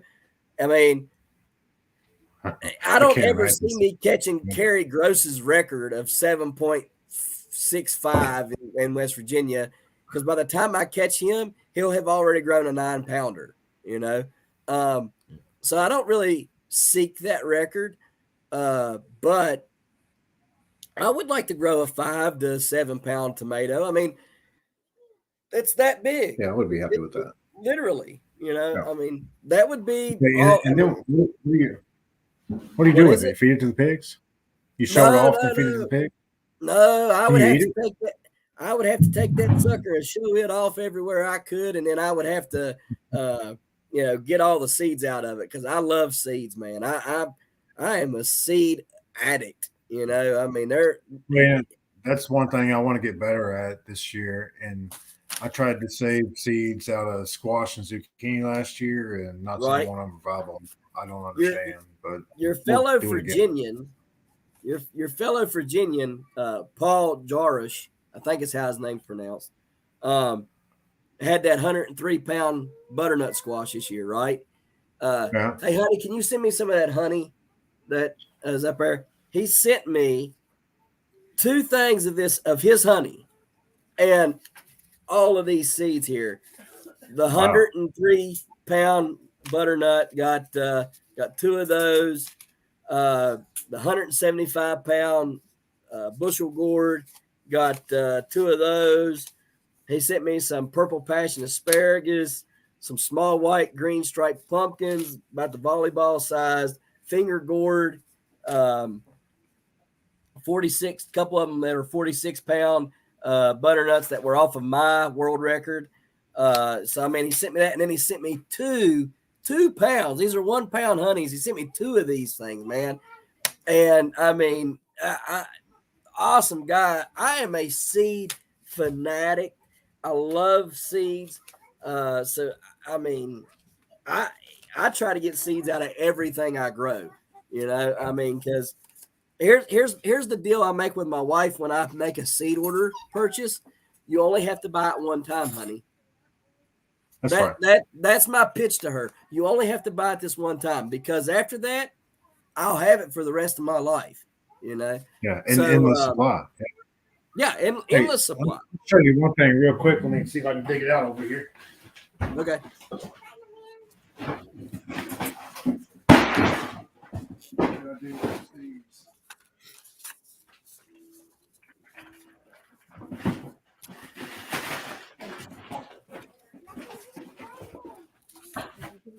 Oh yeah, here it is. Yeah. This is my first haul of Baker's Creek seeds this year. You gonna make a video on that? Yeah, I am. Okay, Yeah, cool. so this is kind of a teaser. Okay. Something here to grow that. Oh, check this out. I almost bought these. These are the wasabi radishes. I didn't. I got buy them. some. I got them for free. All right, this is I'm excited to try them things out. I want to know if they're going to be as hot as wasabi or not. Yeah, I'm interested. You know, you grow some wasabi in water. Yeah, I know. It's very difficult. Yeah, it's supposed to grow in flowing water. I was like, Yep. I wonder if you can grow wasabi radishes in flowing water. That might be worth trying. I don't know. I mean, it had to be a hydroponic system. I grew these year before last, the rich sweetness and the kajari. I remember you talked about that one in your videos. Yep. Yeah, I love these things. I didn't grow them last year. I grew them the year before. Oh, bloody butcher corn, and this is for milling. Yep. I've never milled corn before, and I bought 2 packs of it. It probably won't make enough, but if I make enough to make a little sliver of cornbread, that's good enough for me. Heck yeah. But here's what I wanted to show you. Oh yeah, poblano peppers. I've never grown those before. This is my favorite pepper in the world. Well, between this and jalapeno, you'll love them. Here's what I'm going to show you. This is something. I don't know if you can see that. Birdhouse gourds. Yeah. Now them do really well. I've not grown them, but they do exceptionally well at sales. You can sell them like hotcakes. That's why. See, okay, we probably haven't talked much about. I'm an extreme introvert, right? So being somewhere focused on a project or something by myself in the garage or whatever, right, is like it's primo for me. You know, it's like all the stars align. It's a perfect world. Right. So I'm thinking to myself, grow these birdhouse gourds, dry them, take them all out in the shed, and spend days painting them up and cutting holes in them and making birdhouses. Yep. And take them to the farmer's market. Yep. Something that we grew here out of the seed. Let me tell you, and my wife. I'm going to also try and make canteens out of these because you don't see those anymore either. No, you don't. My wife, I don't know. Do some research on these loofah gourds. You'll love them. You'll love them. But now let me tell you, they're. Have you grown them before? No. Okay. So now listen, they're a little different. All right, on how they grow. You're gonna want to. You gotta. They're very awkward. You let them grow, and then they turn black. But if you let them turn too black and try to peel that coating off to get the loofah out, it'll stain your loofah up. All right. And then if you try to bleach it, it breaks down the fibers and then makes it not worth anything. Now, listen, here's where it's good. I grew those in 2021. I've got literally a brown paper bag full of these seeds. I grew 3 or 4 plants, had over 60 of them things. Okay. Tons of seeds, tons of loofahs, still have the loofahs. Our idea is this: take the loofahs, cut them into sizes about like that. Take our goat's milk, once we start getting goat's milk from our goat, make soap, put the loofah in the mold, pour the soap over it, make a foot scrub out of the loofah with, it's all in one, right? You got the soap and you got the loofah all in one. And so I love the loofahs. We have used them. We have washed with them. They feel great. They're all natural, and they last a good long while. And the other plus to this is, if they're little, you can eat them. You can fry them up and eat them, and they taste like zucchini. So I think you're really going to like them. They got tons of benefits there on the homestead. I don't know. You don't have that birdhouse gourd that you made and painted around, do you? It's not out, is it? My wife used to take birdhouse. Look here. There we go. Good job, son. You did good. Now here. All right. Here's one of them. You grew that? Yeah. You grew this that? is the one I grew. Huh? Awesome. Yeah. And you got to peel off the green stuff. You'll peel it all off. Now, when you do, there's 3 to 4 holes here on the end. See the end there? Yeah. All right. And you'll just grab it up here and you'll smack it like that, and all the seeds will come out of it. All right. And they'll pour out of it too. Okay. But you can see right there at the end of it. See the holes there? Yep. Where the seeds will come out. Now, so you have to hang it and dry it or something? You can put them up in your buildings and dry them in there like you would a regular gourd. Or if it's early enough in the season, you can let them dry on the vine. Okay. On the vine. Yeah. Yeah. Okay. This is not what you want.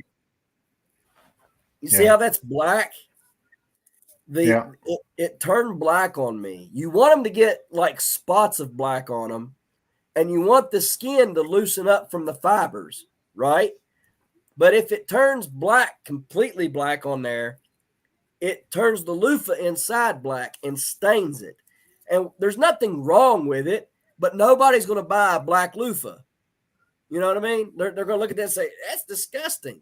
So there is a little trick to getting the outside peeled off of it. They have seams, like you'll see these ridges here on them. Well, every one of those ridges, there'll be a seam there, and you just take your thumb, rip the end off of it here, put your thumb in there and run it up that seam, and it'll come right off. But like I said, you do want to, you'll feel it. You'll be able to roll it in your hand, and you'll feel that it's loose from the fibers, from these fibers and stuff. The outside will be loose, and it'll be time, But like I said, it does get a little bit black, but you don't want it completely black, because this is what it'll look like when that happens. But man, you're going to love it. You're going to love this.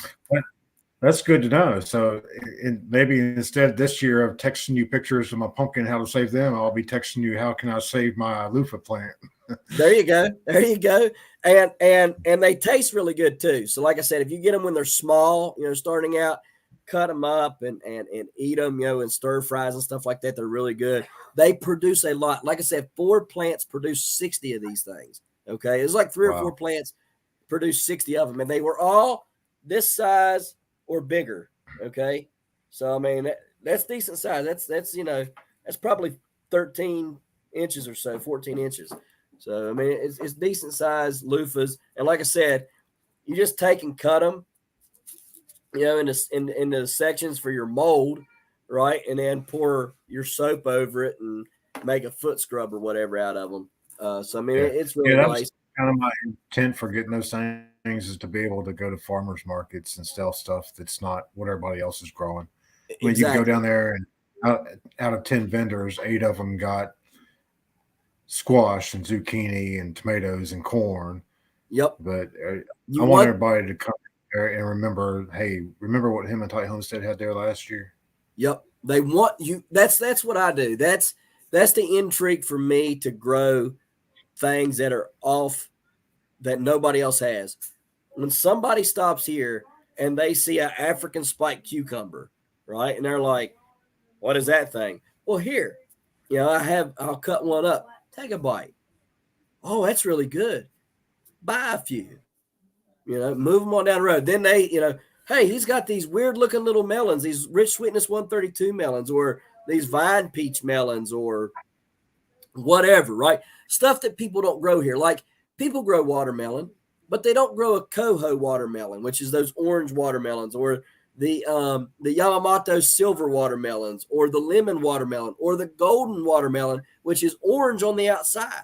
They don't grow that stuff. When you can give yourself a name based off of being different, the neighbor come to me last year, said, hey, I want to buy 2 of these, Kroger bags full of tomatoes from you. Okay, I mean, I'll give them to you. You don't have to buy them from. No. I want to buy them from you. I said, well, I'm gonna give the money to the kids because I don't sell anybody anything. I give the money to the kids because they help me out, and usually they're the ones that sell everything, not me. So I went on ahead and got him bagged up there, and he said, man, them tomatoes that were red on the bottom and black on the top, what were them? I said, those were Blue Beauties. He said, we love them tomatoes. Hey, what was that white one called? He said it was a great white. Ain't never had no tomatoes like that in my life. He said he's 66 years old, never ate any tomatoes like that ever, and I like that. I like when people have never tried something and I have something that they've never tried before. They eat it, they like it. It does one or two things. It either gets me a customer for life, or it gets me somebody that wants to come back and either buy more tomatoes, or they want to buy seeds for that. And I have either one, and so it opens up a whole different market for our homesteads being different. We tried okra for the first time this year. Okra was great for us. I will plant enough okra this year that I can sell okra. I grew 10 different varieties of green beans, and people loved all those green beans. I mean, there's so many different things that we can do as homesteaders to separate ourselves from big farmers, right? Because we got to compete against them guys. And the only way we're going to compete against them is by being unique and having unique things that they don't have. So, I mean, I'm excited to see what you got coming up in 2023 and stuff. And I'm okay, that glass gem corn again too. We didn't grow any last year. Right. First year we didn't really know what we were doing on that, and I found out through watching Rare Seeds YouTube. I can't remember what their name of the seed stories that they do. Right. And I found out, guess what? Glass gem corn is popcorn. I was like, right. I didn't know that. I was trying to figure out what are we going to do with this glass. We ended up feeding it to the chickens. Right. And they ate. But I don't want to grow that and feed to the chickens. I'm going to make multicolored popcorn. Right. And people are going to love it. Yeah. Well, now you do know when it pops, it still is white, right? What? Yeah. Yeah. See? That's not what Sea Story said. What? Yeah. See, like I got all into this, wanting to grow this popcorn and stuff. And I had looked into like the strawberry popcorn and all these different types of pop, like the blue popcorn and stuff. And I got to reading and it says it's blue, but when it pops, the kernel's white. So, I mean, maybe I misunderstood on the glass gem, but I'm pretty sure all popcorn ends up popping white. Let me Google it real quick. I don't eat a crazy lot of popcorn because I don't have many of my teeth left and it gets stuck in my teeth. But yeah, I do want to make it. I do want to make it because I want to pop popcorn in Kunekune fat or lard. Yeah, that'd be good. Just to have that extra component of how many things can we do with what we're doing here. We grew the corn, we raised the pig from birth, we harvested the fat, we rendered the lard, we made popcorn. Right. Have you ever used Parmesan cheese on your popcorn? I have not, but I love Parmesan cheese. It's one of my favorite cheeses. The next time you pop popcorn, take some Kraft or whatever Parmesan cheese you got and shake that joker in there and give it a good toss. And man, My daddy showed me that when I was a kid, and he would get mad because he would fix spaghetti and there would be no Parmesan cheese left because we done ate a bunch of popcorn and emptied the daggone Parmesan cheese, you know. I mean, he should have Yeah. never showed us that trick because that was it. And still to this day, I eat my popcorn. If I eat popcorn, I got to have Parmesan cheese on it, dude. It is the best thing you'll ever try. So I Googled this. The corn pops white with specks of the kernel. So Okay, I'll take that. it, yeah. So it'll be white, but in the you know how it's always got the speck inside of it. It'll have that Yeah. color. It'll have that color of the kernel there. So Yeah. it Nevertheless, it's a homestead grown thing from start right, to finish. Hey, right, speaking of that, you mentioned you were talking about making goat soap, and yeah. you can make soap out of cooney lard too. It's a pretty popular thing to do, and we're going to do it. So Now I I'm gonna would have be to do research interested. on it. We've never made soap before, I but would be and I interested was in looking through learning the that. Baker's Creek. Yeah, me too. I was looking through the Baker's Creek seed catalog, their new catalog, trying to figure out fragrances and things that would go good in cooney soaps, so that we Okay, can grow those here too and make everything right from this place. right, So exactly. so back to what you said, how cool would it be to go to the farmer's market and buy a little package that had homegrown loofah and homemade soap in it? Yep, that's what it's all about, man.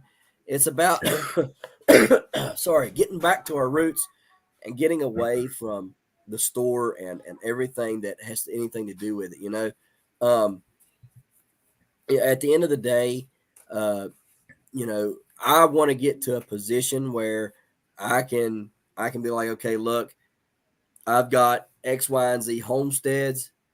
We want to do some sort of collaboration on videos and be able to interact with our viewing audience or people who don't maybe know about us but would like to learn about homesteading and have events, Virginia, West Virginia, North Carolina events, you know what I mean, and Yeah. be able to bring all those people together and have some, you know, maybe not conferences but you know, something, some sort of a learning weekend. You know what I mean? Where we are able to show off our skills. You know, you could bring a pig and maybe butcher it or you know whatever. I could bring some goats and make goat soap or you know whatever. We could do seminars and classes and things like that.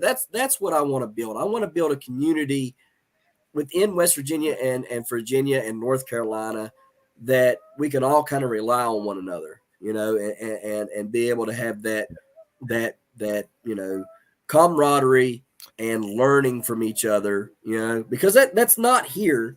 You know, there's not a lot of YouTubers in West Virginia. There's not a lot of YouTubers in Virginia or North Carolina, at least none that I'm aware of.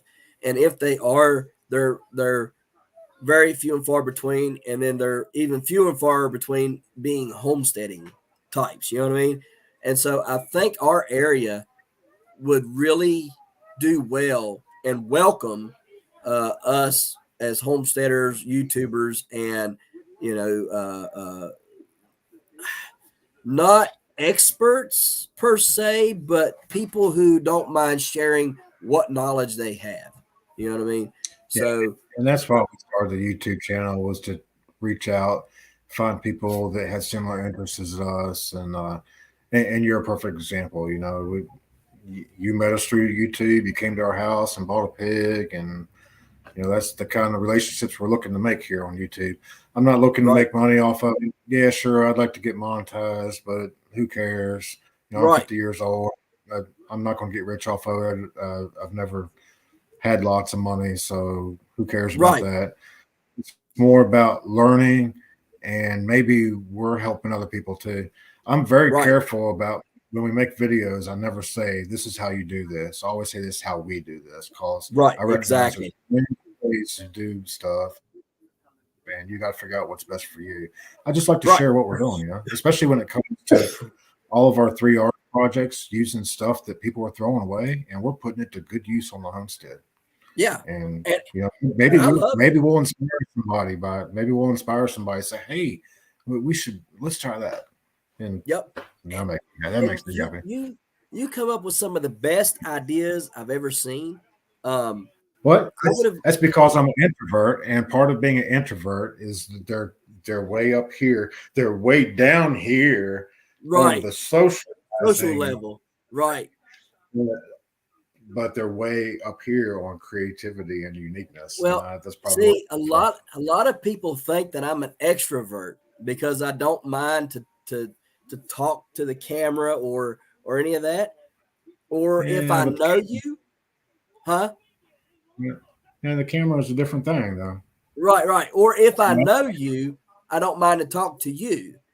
But you right. get me out in public and I'm like, I don't want to be here.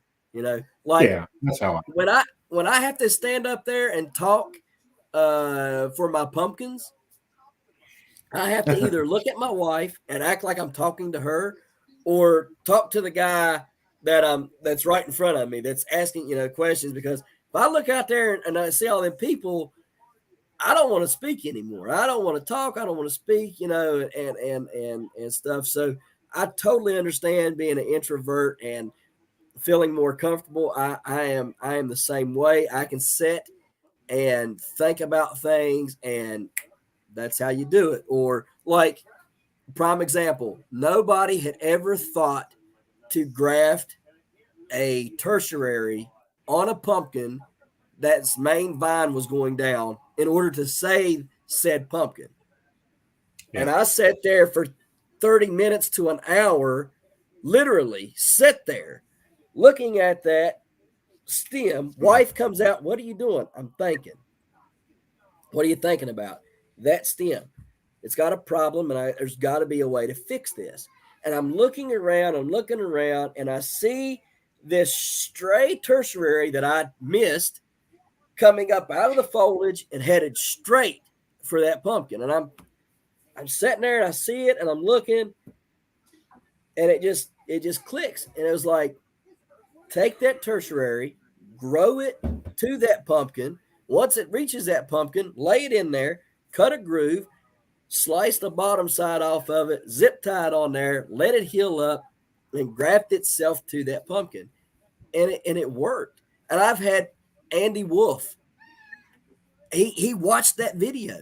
Andy Wolf told me at Robertson Family Farm, he said, I seen that video. I watched that. That was amazing. I still don't understand how it worked out. I said, you seen it. You seen it happen. You seen it do it. It worked.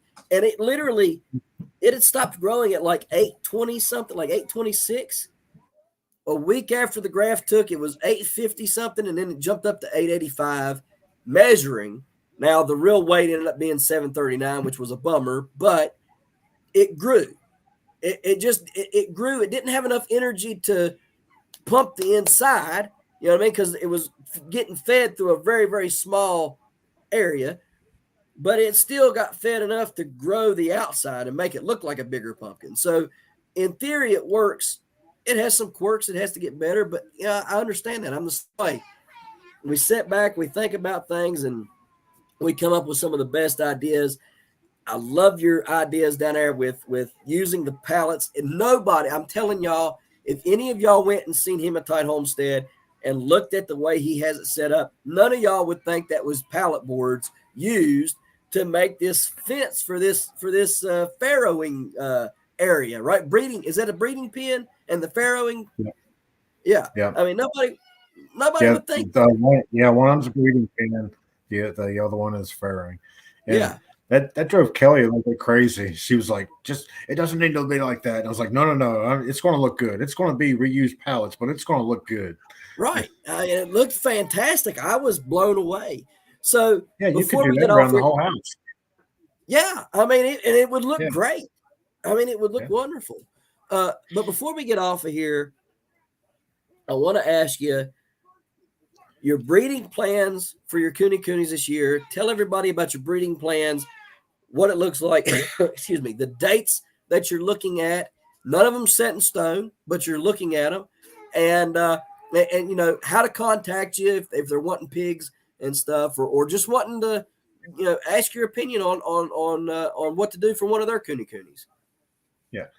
All right. So Tomorrow, actually, we're going to put Peaches and I think we settled on Whoopi. No, I'm back up. Sooner. We're going to put Sooner and Whoopi together in the breeding pen. We Okay. expect her heat cycle to start on Monday, so she should be ready to breed around Wednesday. So we're going to put them in tomorrow and get them a shot at that. We talked about pairing up Peaches, and we haven't decided yet. Either Hampton's going to get a shot with her or probably Simon.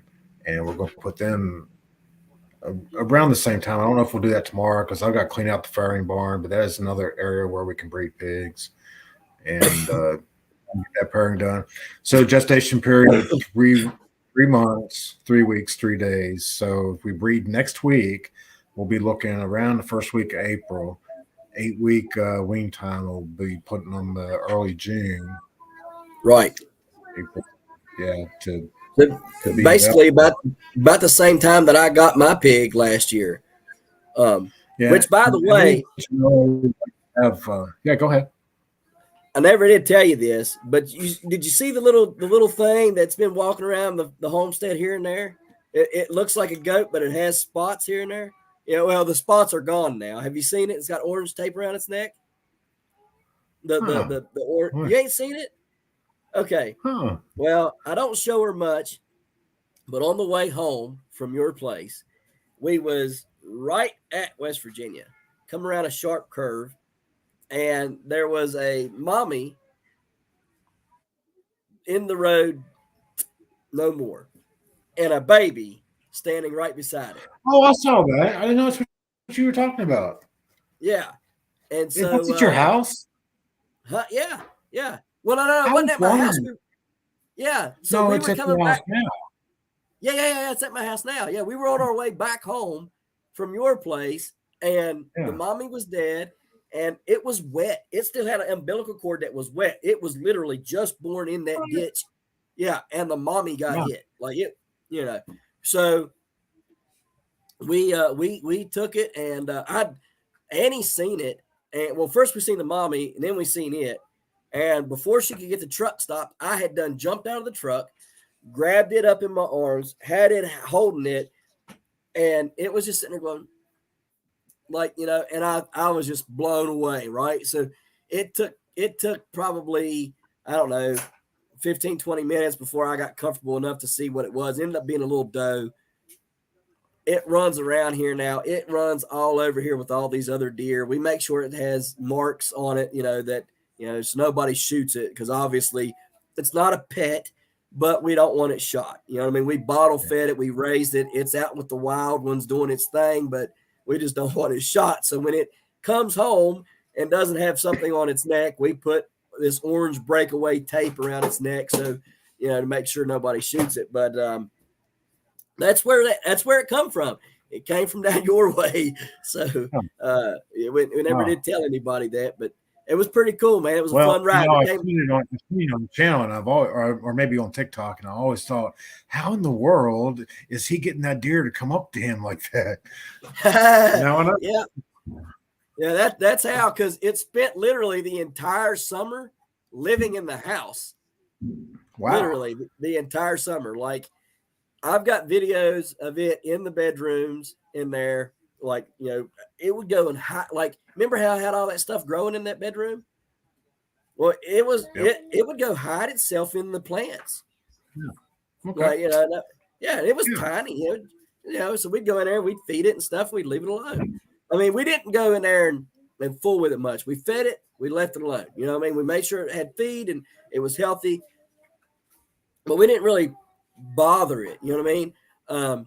It got bigger, we'd let it out and we'd let it run around in the house a little bit, and put it back. We kept it in our bath, in our one bathroom. We don't really use that bathroom a lot, so we kept it in there. That way, it's linoleum, so if it pooped, you clean it up real quick, and easy. And you know what I mean? You go in there, 5-6 times a day, clean it up or whatever, and stuff. Did really good about using pads like puppy pads and stuff like that. It didn't really make a lot of mess, but when we went down to uh, in October down to North Carolina, that's when we said, okay, it's time to, let it out, let it become a deer, let it do its thing. And it did it beautifully.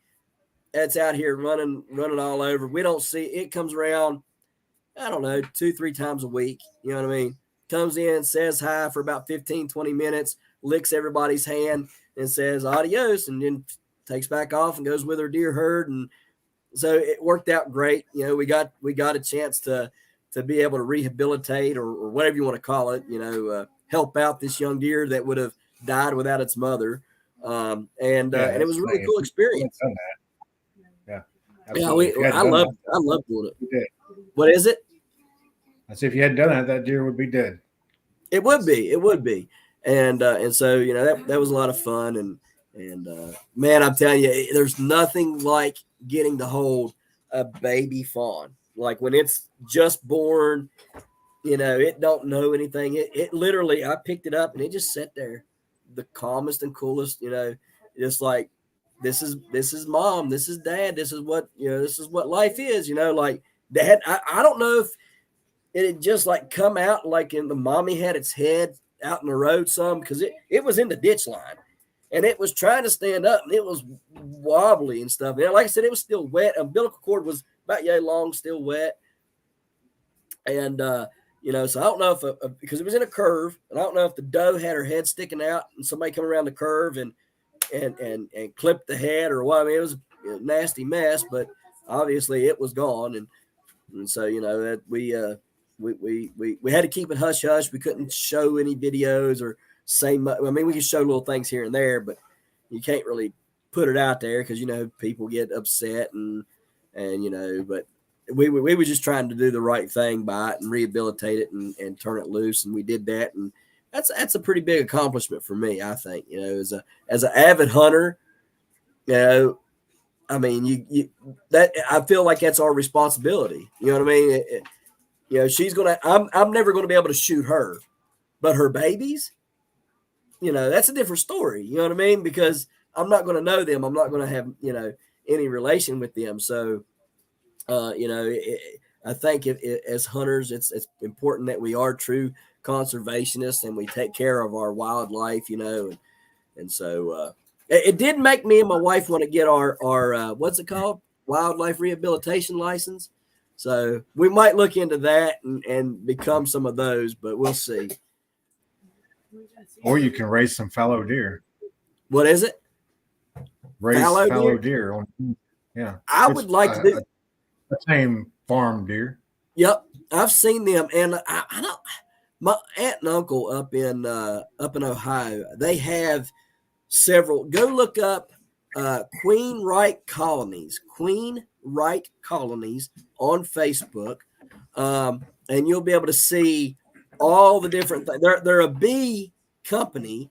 They do a lot of like some of the biggest bee deals in the eastern United States, but they have tons of different exotic animals. They got foxes, they got different deer and different sheep and stuff like that.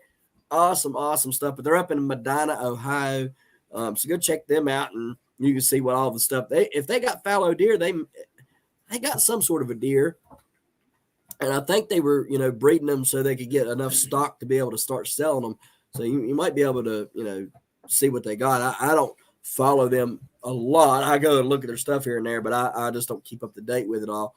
So maybe go check them out. But yeah, how can people get in touch with you if they're wanting one of your pigs? Okay, so for starters, watch our Facebook. Look up Hematite Homestead Kunekunes on Facebook, and there's always millions of pictures of piglet activity from the day they're born, or actually from the time they're concepted. Because once the deed is done and we're expecting it, then we're advertising. And Kelly manages the Facebook page. He's really great at it. When piglets are born, there will be millions of pictures of piglets, and we'll go through a grading process and see what's breed quality versus homestead quality. Right. And once we determine that, then we'll actually put a post out there and say, hey, these. You want to kind of talk about that real quick, like your breed quality versus your homesteading quality. Yeah. Yeah, so Kunekune, we're members of the AKKPS, American Kunekune Pig Society, and they have adopted the 100-point system from the European Kunekune Society, and there's some minor changes to that for the AKKPS, and it's a 100-point system, and I just happen to have some of it right here in front of me. All right, so you'll start from the head to the tail. Head, ears, wattles, 10 points for 2 wattles. And since we're on the subject, I used to be a stickler for wattles. And if it didn't have 2 wattles, I wasn't interested. I wasn't going to sell any unwattled pigs, and I didn't want any unwattled pigs. However, since I started going to these whole hog workshops and understand that those pigs have a place and a role on people's farms too, I've changed my attitude about that. Yeah. Neck, body, skin and hair, sexual characteristics. You want to make sure that a female has, then this is like the very first thing that we critically look at is teats. You want to have 10 even spaced teats, a minimum of 10. And you want a minimum of 10 teats evenly spaced. And you want to make sure of that so that when mama's having babies, there's plenty of room for piglets to feed. Right. And then the boar, you also want to have minimum of 10 evenly spaced teats, because that means he will pass on that trait to the female or to his offspring. Right. Then there's other things like we've talked about pasterns, to make sure they're walking up on top of their feet. They're not walking flat footed. And so we go through that point system, and our pigs have always scored in the 90s, and we kind of took the attitude last year, and Pumpkins would have been her third litter, that okay, just because the piglets are scoring in the 90s, does that mean we should register them all as registered breeders? Maybe not. It's up to the breeder.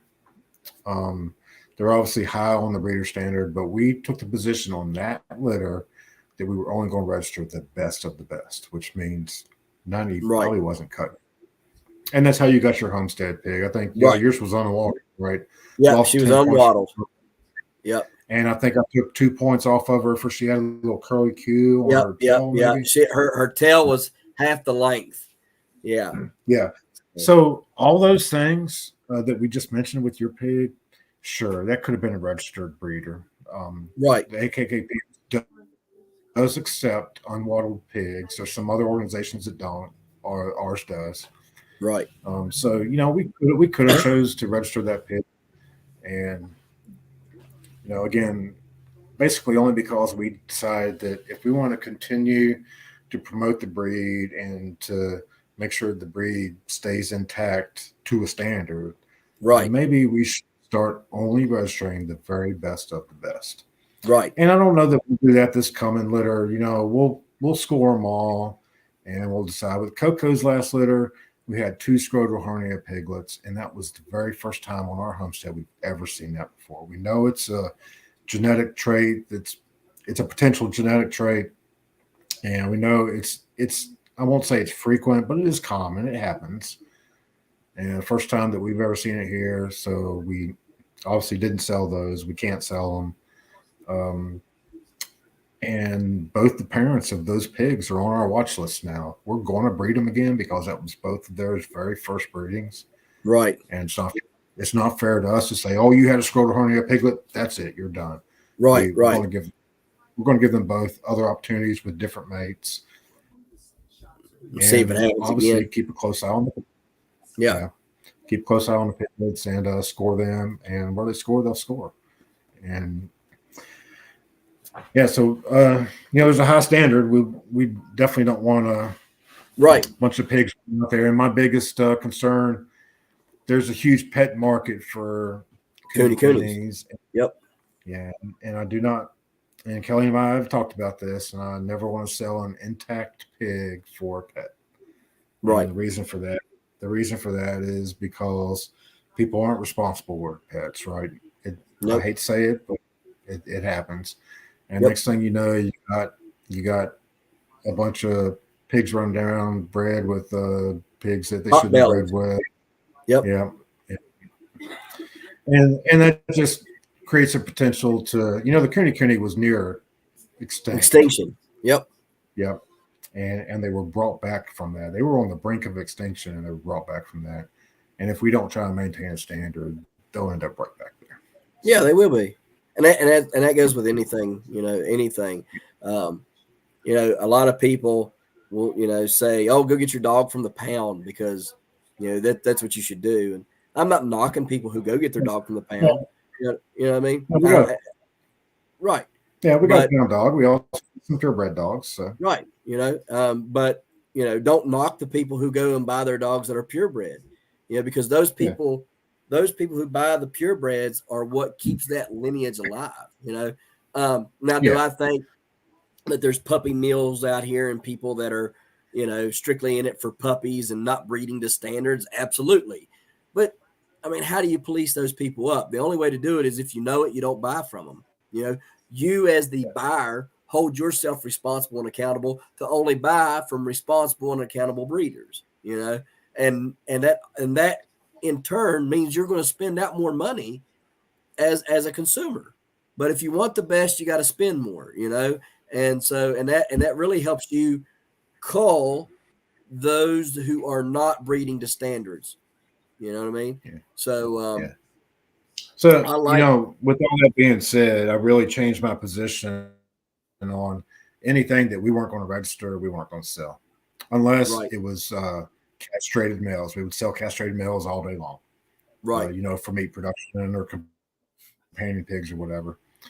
But since going to these whole hog workshops and learning all the value of the way that they harvest hogs and did I've really gained a deeper appreciation for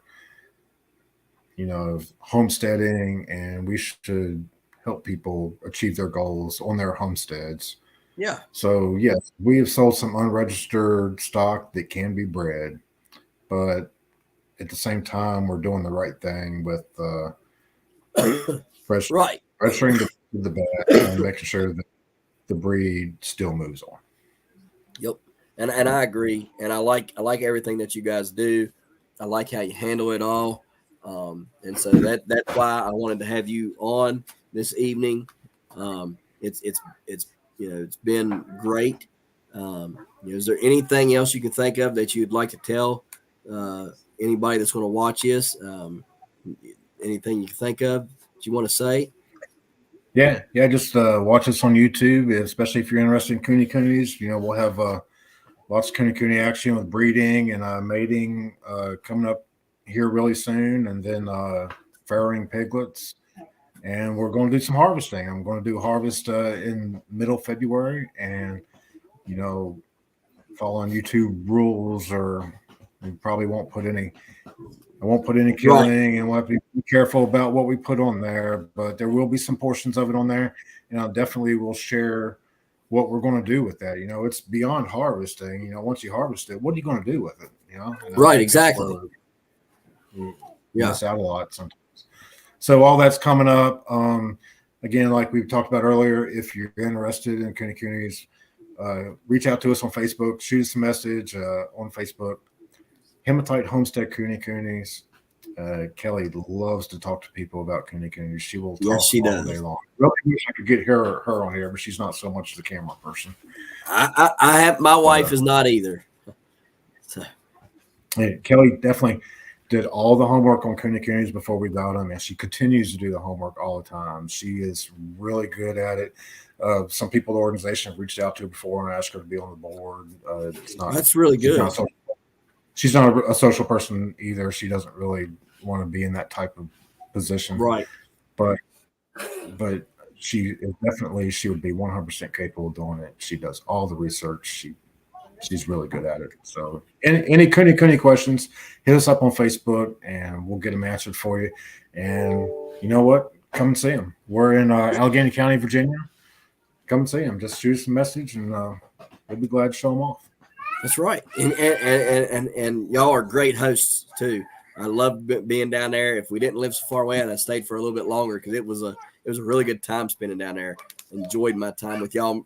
Need to come back down there this spring or summer and Well, do it again. I was going to mention, how long was the trip to here? How long was that? You remember? Where did you live? I'll check it. Oh, it's 3,900. No, I don't want to put it on here. I know. I was in town. What town is it? I forgot. Out Covington. Covington. Look up Covington. Yeah. Anyway, I was thinking. Yeah, she's gonna look it up spring, and tell you the time. In the spring, I'm probably going to want to come up there and see what you got going on growing wise. It's 2 hours down there. Oh, that's not bad. Yeah. No, it ain't bad. Yeah. So I'm thinking in the spring, maybe I owe you a trip. I'll slip up there to you and check out what you got growing and things. And you can do that. I'll try and bring you load pallets. That'll work. That'll work. That will definitely work. You're more than welcome to come up here and see what we got going on. It's not nearly as big as your place. A lot of people they're like, "How big is it? It looks huge." It's like it's only an acre. What? No, that's more than it's just an acre. It's not big. You're growing big, right? You're growing right, big. right. Exactly. So yeah, I mean, you're more than welcome to come up here anytime you want. Just let me know and we'll get it worked out. We'll be in touch. I'll try and bring you loaded pallets and maybe we can do something on YouTube together. That sounds good. I think we should be I've kicked around the idea the other night with the Blands. We should do a grow off. I'm trying to think of a hashtag. You know, grow whatever you can in a 5-gallon bucket for the winter. Just kind of a little competition. No matter, I don't know if you got to hear my rules the other night, but basically grow in a 5-gallon bucket. If you're growing, lettuce, weigh the lettuce before you wash it every time you harvest it. And at the end of the season, come April, add up how much you harvested out of that 5-gallon bucket worth of lettuce. Or if it's tomatoes, do the same thing, whatever. Wait a minute. Whoa. What if you're growing 10 different things in one 5-gallon bucket? That's fine. It's fine. You just gotta weigh whatever you can grow in a 5-gallon bucket. You gotta add up everything that you weigh. Huh? Yeah, I'm down. When are we gonna start this? When are we gonna start it? I don't want to start it. I don't want to cheat and start tomorrow and get a head jump. Well, I would like to start it next week, but I got to see whoever. I'm going to try to talk to everybody again this weekend and see who all is. There was a lot of people that said yes the other night. I need to go back and look at their replies and kind of shoot them messages and stuff and see. A lot of them said yes, and so yeah, I'd like to kick it off next week. So yeah, I'm in. Yeah, that'd be great, and it does nothing but helps all of us. It helps us build our channels. It helps us communicate and build relationships with one another and stuff. So, and that's really what it's about. It's about helping each other out. So yeah, I mean, feel free to. Before we go, I got a question for you. I've been wanting to ask you, and I keep forgetting about it while I'm thinking about it. When are you going to plant your giant pumpkin seeds? You're going to start them in the house, right? Yep. When are you going to do that? Middle February? When? Mid-February? No, that's way too early. Yeah. Okay. Yeah, for me, that would be way too early. If I started them in February, oh my gosh, they would be monster plants. So I generally start them. I shoot for April 8th. But if the weather ain't cooperating, I'll wait out till April 15th. Now that indoors. Is kind of my, We're talking indoors, right? Indoors. I start them indoors April 15th. Now that's my cutoff. Excuse me, is April 15th is my cutoff. And then I have had to transplant them in the bigger grow pots, because outside temps wasn't warm enough. I don't use oh man, my camera went off. You're still there. All right. Am I?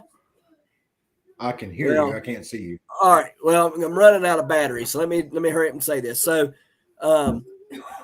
here's the deal. I do start them inside. April 15th is the cutoff. I upgrade them or stage them up in the pots. I start them in 1 gallon milk containers. If I have to, I'll upgrade them to 2 gallon pot, plastic pot containers. But I do not use any type of a grow hut or whatever you want to call it. If I can't plant them outside without having to cover them, I do not plant them at all. Okay. I may change that up this year. I may build me a couple cold frames, put them out there, cover the pumpkins, and start them earlier in the season, getting them that extra 2 weeks, because this past year I waited so long that I didn't get to pollinate until the end of July, or excuse me, the end of June, beginning of July. I did not like that at all. I would rather pollinate June 18th through June 25th is when I want to pollinate. I don't want to pollinate June 25th through July 1st or 4th anymore. That's no good. So that I may end up putting up a cold frame or something this year. We'll have to see. But I got a lot of exciting things coming up. Got 20 sponsors have joined us now. And so there's a lot of good things coming out, and I can't wait to share that with each and every one of y'all. So, yeah, man, that's what we're going to shoot for. So I got to get off here. I hate to rush, but camera's getting ready to die. Thank you for coming on. I really appreciate you coming on and doing this. I'll have to get you on again sometime in the spring, whenever you get ready to have your piglets and stuff, or maybe right after you have your piglets, so we can kind of talk about that and maybe get you a little bit of business drummed up for those piglets so they can get them sold. But thanks again for coming on, man. And if there's anything else, you're very welcome, man. If there's anything else you want to say, go on ahead and say it, and I'll end this here. Yeah. Let's do this again sometime, and we'll have a lot more to talk about next time. All right, man. Sounds good. Thanks for coming on, man. I'm gonna go ahead and get you on out of here. I'll talk to you later. All right. Thank you, man. Yep, you're welcome, man. Bye. Okay, guys, so that is it for the show. Thank you again for watching. Guys, we'll see you again tomorrow right here in the hollers and hills of West Virginia.